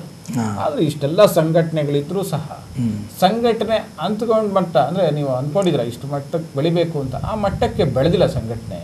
ಎಲ್ಲೋ ನಿಮ್ಮ ಸಂಘಟನೆಗಳಲ್ಲೇ ಐಕ್ಯತೆ ಕೊರತೆ ಕಾಣ್ತಾ ಇದೆ ಅಂತ ಅನ್ಸುತ್ತೆ. ಈ ಐಕ್ಯತೆ ಕೊರತೆ ನೀಗದು ಯಾವಾಗ? ಸಮಾಜ ಸದೃಢವಾಗೋದು ಯಾವಾಗ? ಖಂಡಿತ. ಇವತ್ತು ಯಾಳೆ ಸ್ನೇಹಿತರೆಲ್ಲ ಮಾತಾಡ್ತಾ ಇದ್ರು ಅಲ್ಲೇ ಇದ್ರಾಗಿಟ್ಟು ಫೋನಲ್ಲಿ. ಇವತ್ತು ಬೆಂಗಳೂರು ನಗರದಲ್ಲಿ ಕ್ಯಾಸ್ಟಿಸಮ್ ಇಲ್ಲ, ಜಾತಿ ಭೇದ ಇಲ್ಲ, ಹಾಗೆ ಹೀಗೆ ಅಂತ. ಈಗ ನಾವು ಯಾವ ಘಟ್ಟದಿಂದ ಬಂದಿದ್ದೀವಿ? ಕೆಳ ವರ್ಗ ಅಂದರೆ ಕಡೆಯ ವರ್ಗ, ಆ ವರ್ಗದಿಂದ ಬಂದಿದ್ದೀವಿ. ಇವತ್ತು ಬೆಂಗಳೂರು ನಗರದಲ್ಲಿ ಕೆಲವೊಂದು ಏರಿಯಾಗಳು ಕೆಲವೊಂದು ಪ್ರದೇಶಗಳಲ್ಲಿ ನಮ್ಮ ಜಾತಿ ಮೊದಲು ಕೇಳ್ತಾರೆ. ಜಯನಗರ ಆಗಿರ್ಬೋದು, ಪದ್ಮನಾಭ ನಗರ ಆಗಿರ್ಬೋದು, ಮಲ್ಲೇಶ್ವರಂ ಆಗಿರ್ಬೋದು, ಇಂಥ ಏರಿಯಾಗಳಲ್ಲಿ ಜಾತಿ ಮೊದಲು ಕೇಳ್ತಾರೆ. ನೀವು ವೆಜ್ಜಾ ನಾನ್ ವೆಜ್ಜಾ ಮೊದಲು ಅದನ್ನು ಕೇಳ್ಬಿಟ್ಟು ಆಮೇಲೆ ನಾನ್ ವೆಜ್ ಅಂದರೆ ರೈಟ್ ಅಂದರೆ ನಾನ್ ವೆಜ್ ಅಂದರೆ ನಮ್ಮವರೇ ಅಂತ, ವೆಜ್ ಅಂದರೆ ನಾನ್ ವೆಜ್ ಅಂದರೆ ಬೇರೆ ಅದರ್ಸ್ ಇತರೆ ಅವರು ಗೌಡ್ರು ಮತ್ತು ಯಾವುದೇ ಜನ ಆಗಿದ್ರು ಕೂಡ ಕೊಡಲ್ಲ. ಅಂಥ ಪರಿಸ್ಥಿತಿ ನಿರ್ಮಾಣ ಆಗಿದೆ. ಅದು ನಮ್ಗೆ ನಮ್ಮ ಅನುಭವ ಅದು. ಆ ಮಟ್ಟಕ್ಕೆ ಆಗಿದೆ ಜಾತಿ ವ್ಯವಸ್ಥೆ, ಈ ಮಟ್ಟಕ್ಕಾಗಿದೆ. ಬೆಂಗಳೂರು ನಗರದಲ್ಲೂ ಇದೆ, ಅದು ಇಲ್ಲ ಅಂತ ಹೇಳಂಗಿಲ್ಲ. ಈಗ ಹಳ್ಳಿಗಳಲ್ಲಿ ಇನ್ನೂ ನಿಮಗೆ ಗೊತ್ತಿಲ್ಲ, ನನಗೆ ಗೊತ್ತಿದೆ. ಈಗ ಎಷ್ಟೋ ಜನ ಅಂತರ್ಜಾತಿ ವಿವಾಹ ಆಗ್ತಾ ಇದ್ದಾರೆ. ಅದು ಆಗ್ತಾ ಇರೋದ್ರಿಂದ ಸ್ವಲ್ಪದ್ರ ಮಟ್ಟಿಗೆ ನಾವು ಕೂಡ ಅದ್ರ ಕೈ ಆಡಿಸಿದ್ದೀವಿ.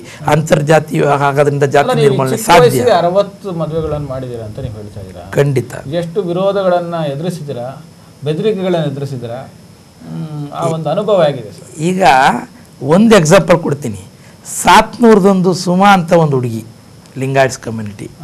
ಅವ್ರ ತಂದೆ, ಅವರ ಚಿಕ್ಕಪ್ಪ ಮುಟ್ಟು ಶಂಕರ್ ಅಂತ, ಅವರು ಅಣ್ಣನ ಮಗಳು ಸುಮಾ ಅಂದ್ಬಿಟ್ಟು ಒಬ್ಬ ಹುಡುಗ, ಒಬ್ಬ ದಲಿತ, ಒಬ್ಬ ಛಲವಾದಿ, ಅವನು MA ಮಾಡ್ತಾಯಿದ್ದ ಬೆಂಗಳೂರು ಯೂನಿವರ್ಸಿಟಿಲಿ. ಅವರಿಬ್ಬರು ಬಂದ್ಬಿಟ್ಟು ಯಾರೋ ಒಬ್ಬರು ಇನ್ಸ್ಪೆಕ್ಟ್ರ್ ಹೇಳಿದ್ರಣ್ಣ ನಿಮ್ಮ ಹೆಸರು ದಯಮಾಡಿ ಅಂದ್ಬಿಟ್ಟು ಅವರಿಬ್ಬರು ನನ್ನ ಕಾಲಿಗೆ ಬಿದ್ದಾಗ ನಾನು ಎತ್ತೆ, ಏನಪ್ಪ ಏನು ವಿಷಯ ಅಂತ. ಅಣ್ಣ ನಮ್ಮನ್ನು ಮರ್ಡರ್ ಮಾಡಿಸ್ತಾರೆ. ಯಾರು? ಪ್ರಬಲ ರಾಜಕೀಯ ಶಕ್ತಿಗಳು. ಆಮೇಲೆ ಸಾತ್ನೂರು ಪ್ರಬಲ ಅಂದ್ರೆ ಒಬ್ಬರೇ ಅವ್ರ ಹೆಸರು ಹೇಳಿದ್ರು. ನಾನು ಹೇಳಿದೆ ಇಲ್ಲಪ್ಪ, ಇವತ್ತು DK ಶಿವಕುಮಾರ್ ಸಾಹೇಬರು ನಮ್ಮ ದಲಿತ ವರ್ಗಕ್ಕೆ ಅವರು ಆ ಭಾಗದಲ್ಲಿ ಆಸ್ತಿ ಆಗಿದ್ದಾರೆ. ನೀವು ಹಂಗೆಲ್ಲ ಹೇಳ್ಬಾರ್ದು, ಬಿಡಿ, ನೀವು ತಲೆ ಕೆಡಿಸ್ಕೊಂಬೇಡಿ, ನಾನು ಮಾಡ್ತೀನಿ ಅಂದ್ಬಿಟ್ಟು ನಾನು ಸಬ್ ರಿಜಿಸ್ಟರ್ ಆಫೀಸರ್ ರಿಜಿಸ್ಟರ್ ಮಾಡಿದೆ. ಆಮೇಲೆ ಅಲೋಕ್ ಕುಮಾರ್ ಜಾಯಿಂಟ್ ಕಮಿಷನರ್ ಆಗಿದ್ದರು. ಆ ಸಾಹೇಬ್ರ ಹತ್ರ ಹೋಗ್ಬಿಟ್ಟು ಅವ್ರ ಮುಂದೆ ಇವ್ರ ಕಣ್ಣೀರನ್ನ ಹೇಳಿದೆ.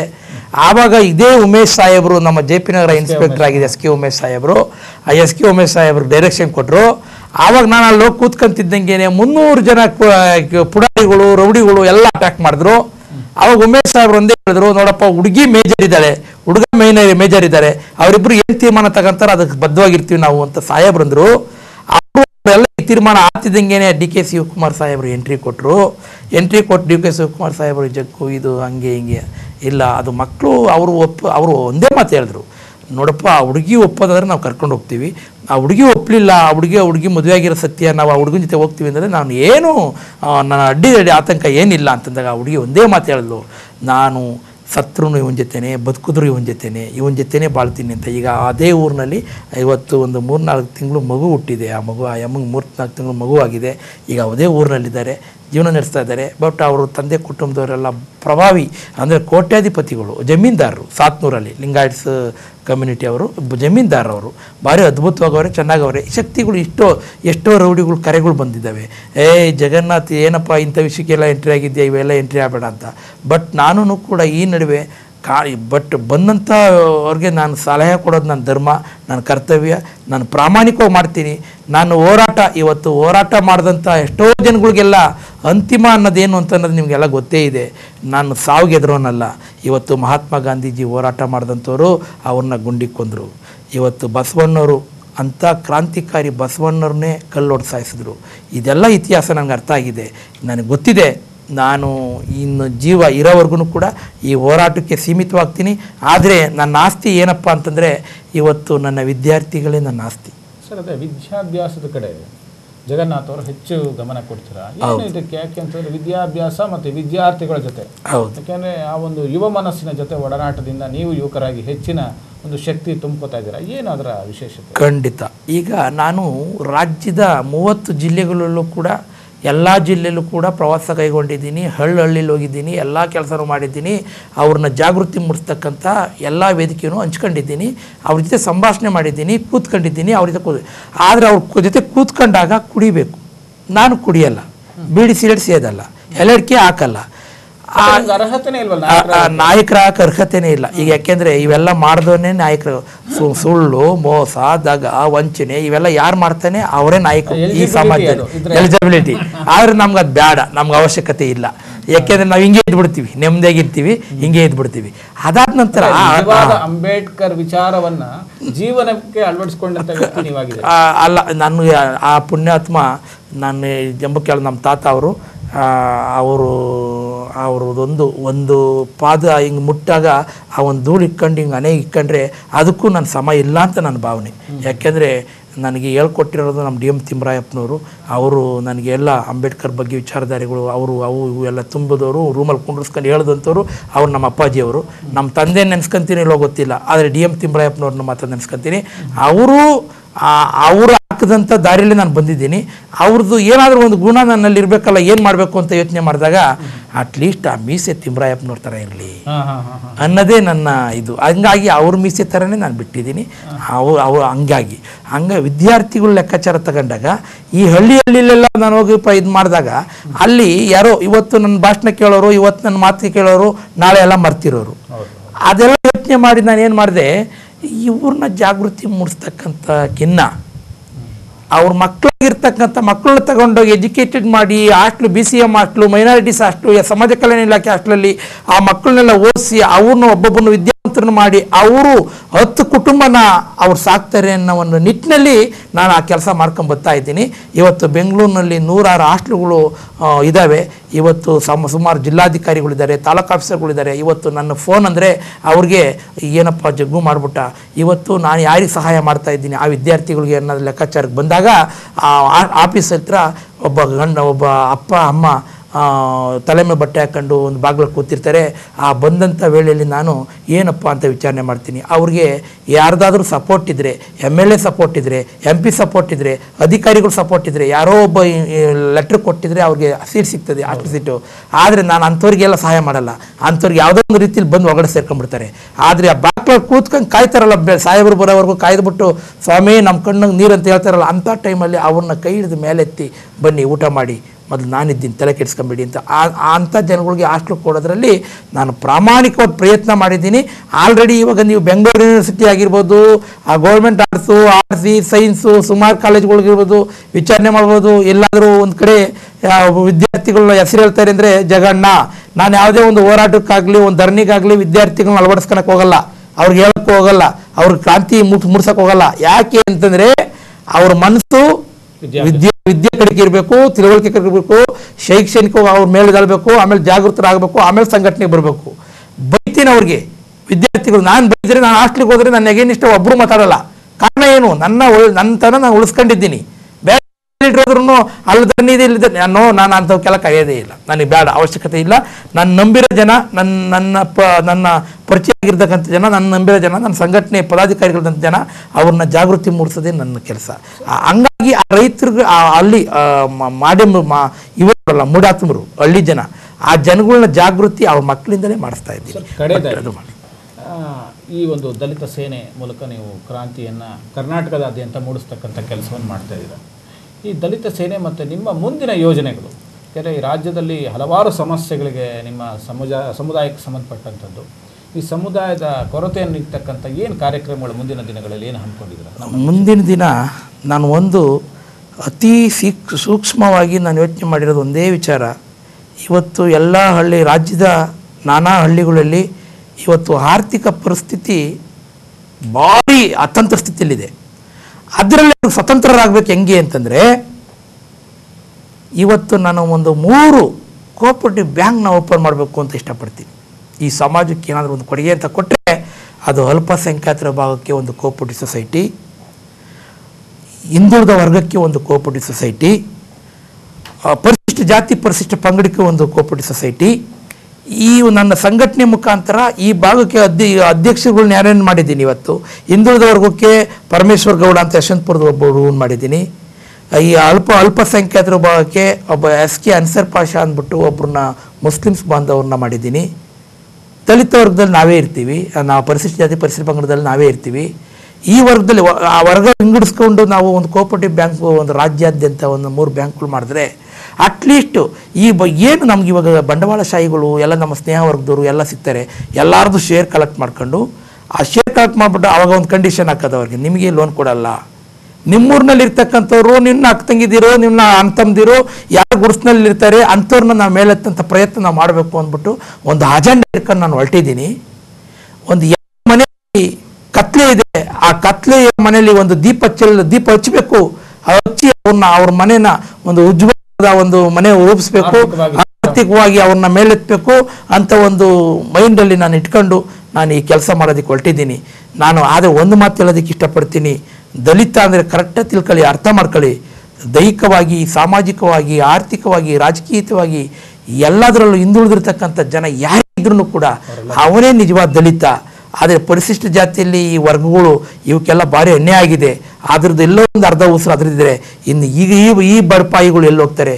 ಇವಾಗ ಮುಸ್ಲಿಮ್ಸ್ ಆಗಿರಲಿ, ಇನ್ನು ಕ್ರಿಶ್ಚಿಯನ್ ಆಗಿರಲಿ, ಲಿಂಗಾಯಟ್ಸ್ ಆಗಿರಲಿ, ಬ್ರಾಹ್ಮಣರಾಗಿರಲಿ, ಕುರುಬರಾಗಿರಲಿ, ಒಕ್ಕಲಿಗರಾಗಿರಲಿ, ಎಲ್ಲ ವರ್ಗದಲ್ಲೂ ಕೂಡ ದಲಿತರಿದ್ದಾರೆ. ಇವತ್ತಿನ ಊಟಕ್ಕೂ ಸ್ಥಿತಿಗತಿಗಳು ಕೂಡ ಕಷ್ಟ ಇದೆ. ಅಂಥ ಜನಗಳು ಇವತ್ತು ನನ್ನ ಲೈವಲ್ಲಿ ನೋಡ್ತಾ ಇದ್ದೀರಿ. ಅಂಥ ಜನಗಳು ಯಾರೇ ಇದ್ರೂ ಕೂಡ ದಲಿತನೇ ಬೆಂಬಲಿಸಿ, ನಿಮ್ಮ ಸಹಾಯಕ್ಕೆ ನಾವಿದ್ದೀವಿ. ನಮಗೆ ಜಾತಿ ಭೇದ ಬೇಡ, ಜಾತಿ ವರ್ಗದ ವಿರೋಧಿ ನಾವಲ್ಲ. ನಿಮ್ಮೆಲ್ಲರ ಉಸಿರು ಬಾಬಾ ಸಾಹೇಬ್ ಅಂಬೇಡ್ಕರ್ ಉಸಿರಾಗಲಿ. ಅವ್ರು ಕಂಡಂಥ ಕನಸು ಈ ಜನ ಶೋಷಿತ ಸಮುದಾಯಗಳು ಅವ್ರಿಗೆ ಗೊತ್ತಿತ್ತು ಎಲ್ಲ ವರ್ಗದಲ್ಲೂ ಕೂಡ ಬಡವರಿದ್ದಾರೆ ಅಂತ. ಆ ವರ್ಗ ಬಡವರಿದ್ದಾರೆ ಅನ್ನೋ ಒಂದೇ ಒಂದು ಕಾರಣಕ್ಕೇನೆ ಅವರು ಸಂವಿಧಾನ ಬರ್ಕೊಟ್ಟಾಗ ಎಲ್ಲೂ ಕೂಡ ತಾರತಮ್ಯ ಮಾಡಲಿಲ್ಲ ಅವರು. ಆ ನಿಟ್ಟಿನಲ್ಲಿ ನಾವಿವತ್ತು ಹೆಜ್ಜೆ ಹಾಕೋಣ. ನೀವು ಕೈ ಜೋಡಿಸಿ. ನಾನು ಎಲ್ಲ ಥರ ಲೀಡ್ರು ನಾನಲ್ಲ, ಎಲ್ಲ ಥರ ಸಂಘಟನೆ ನಾನು ಮಾಡಲ್ಲ, ಬಟ್ ನಂದೇ ಒಂದು ಡಿಫ್ರೆಂಟ್. ನನಗೆ ಬಾಬಾ ಸಾಹೇಬ್ ಅಂಬೇಡ್ಕರ್ ಒಂದೇ ಮಾತು ಹೇಳಿದ್ದಾರೆ, ನಿಮ್ಗೆ ಎಲ್ಲಿ ಇದೆಯೋ ಅಲ್ಲೋಗಿ, ಹೋಗಬೇಡಿ ಅಂತ. ನಾನು ಕೂಡ ಹಂಗೆ ಹೋಗಲ್ಲ. ನಾವು ಹೇಳಿ ನಮಸ್ತೆ. ಇಷ್ಟೊತ್ತು ನಿಮ್ಮ ಎಲ್ಲ ವಿಚಾರಧಾರೆಗಳನ್ನು ದಲಿತ ಸೇನೆ ಮತ್ತು ರಾಜ್ಯದ ಪರಿಸ್ಥಿತಿ ಎಲ್ಲ ವಿಚಾರಗಳನ್ನು ನಮ್ಮ ವೀಕ್ಷಕರೊಂದಿಗೆ ಹಂಚಿಕೊಂಡಿದ್ದೀರಾ. ಅದಕ್ಕಾಗಿ ನಮ್ಮ ಸಿ ಬ್ಯಾಂಗ್ಳೂರು ತಂಡದ ಪರವಾಗಿ ನಿಮಗೆ ವಿಶೇಷವಾದಂಥ ಧನ್ಯವಾದವನ್ನು ಸಲ್ಲಿಸ್ತಾ ಇದ್ದೀನಿ. ನಮಸ್ತೆ. ನಮಗೂ ಅಷ್ಟೇ ಈ ವೇದಿಕೆ ಸಿ ಚಾನಲು ಇನ್ನೂ ಪ್ರಬಲವಾಗಿ ರಾಜ್ಯಾದ್ಯಂತ ಹೊರಹೊಮ್ಮಲಿ. ಹಾಗೂ ನನ್ನ ಎತ್ತಿದಂಥ ನಮ್ಮ ತಂದೆ ಸಿದ್ದಯ್ಯ, ನಮ್ಮ ತಾಯಿ ನರಸಮ್ಮ ಅವರಿಬ್ಬರ ಪಾದಕ್ಕೆ ಅರ್ಪಿಸುತ್ತಾ, ಡಾಕ್ಟರ್ ಶಿವಕುಮಾರ್ ಸ್ವಾಮೀಜಿ ಪಾದಕ್ಕೆ ಅರ್ಪಿಸುತ್ತಾ ನಾನು ಇವತ್ತು ಈ ವೇದಿಕೆಯನ್ನು ನಾನು ಹಂಚ್ಕೊಂಡಿದ್ದೀನಿ. ನಿಮ್ಮೆಲ್ರಿಗೂ ಕೂಡ ಕೃತಜ್ಞತೆ. ಮತ್ತು ಈ ನಾಡಿನ ಸಮಾಜದಲ್ಲಿ ಇರ್ತಕ್ಕಂಥ ಎಲ್ಲ ಜನತೆಗೂ ಕೂಡ ನನ್ನ ತುಂಬ ಹೃದಯದ ನನ್ನ ವೀಕ್ಷಣೆ ಮಾಡಿರ್ತಕ್ಕಂಥ ಎಲ್ಲ ನನ್ನ ಬಂಧುಗಳಿಗೂ ಕೂಡ ನನ್ನ ಕೈ ಜೋಡಿಸಿ ಬೇಡ್ಕೊಳ್ಳೋದಿಷ್ಟೇ, ನೀವೆಲ್ಲರೂ ಕೂಡ ನನಗೆ ಬೆಂಬಲವಾಗಿರಿ. ನಮ್ಮ ದಲಿತ ಸೇನೆ ಸೇರಿ ಖಂಡಿತ ಮುಂದೊಂದು ದಿನ ನಾವೇನೋ ಅಂದ್ಕೊಂಡಿರೋ ಥರ ನಾವು ಸಾಧನೆ ಮಾಡೇ ಮಾಡೋಣ. ಈ ಸಿ ಬೆಂಗಳೂರು ಚಾನಲ್ಗೆ ಎಲ್ಲ ನನ್ನ ಸಿಬ್ಬಂದಿಗಳಿಗೂ ಮತ್ತು ಇಲ್ಲಿ ವೇದಿಕೆ ಮೇಲೆ ಕರೆತಂದಂತಹ ನನ್ನ ಕೆಂಪೇಗೌಡ ಪ್ರಶಸ್ತಿ ಪುರಸ್ಕೃತರು ಆಗದಂತಹ ಮಾನ್ಯ ಚಂದ್ರಶೇಖರ್ ಸಾಹೇಬ್ರಿಗೂ ಎಲ್ಲರಿಗೂ ವಂದಿಸುತ್ತಾ ನನ್ನ ಕೊನೆ ನಮಸ್ಕಾರ. ನಮಸ್ಕಾರ ಸರ್. ವೀಕ್ಷಕರೇ, ಮುಂದಿನ ವಾರ ಮತ್ತೊಬ್ಬ ಭೇಟಿಯಾಗೋಣ. ನಮಸ್ಕಾರ.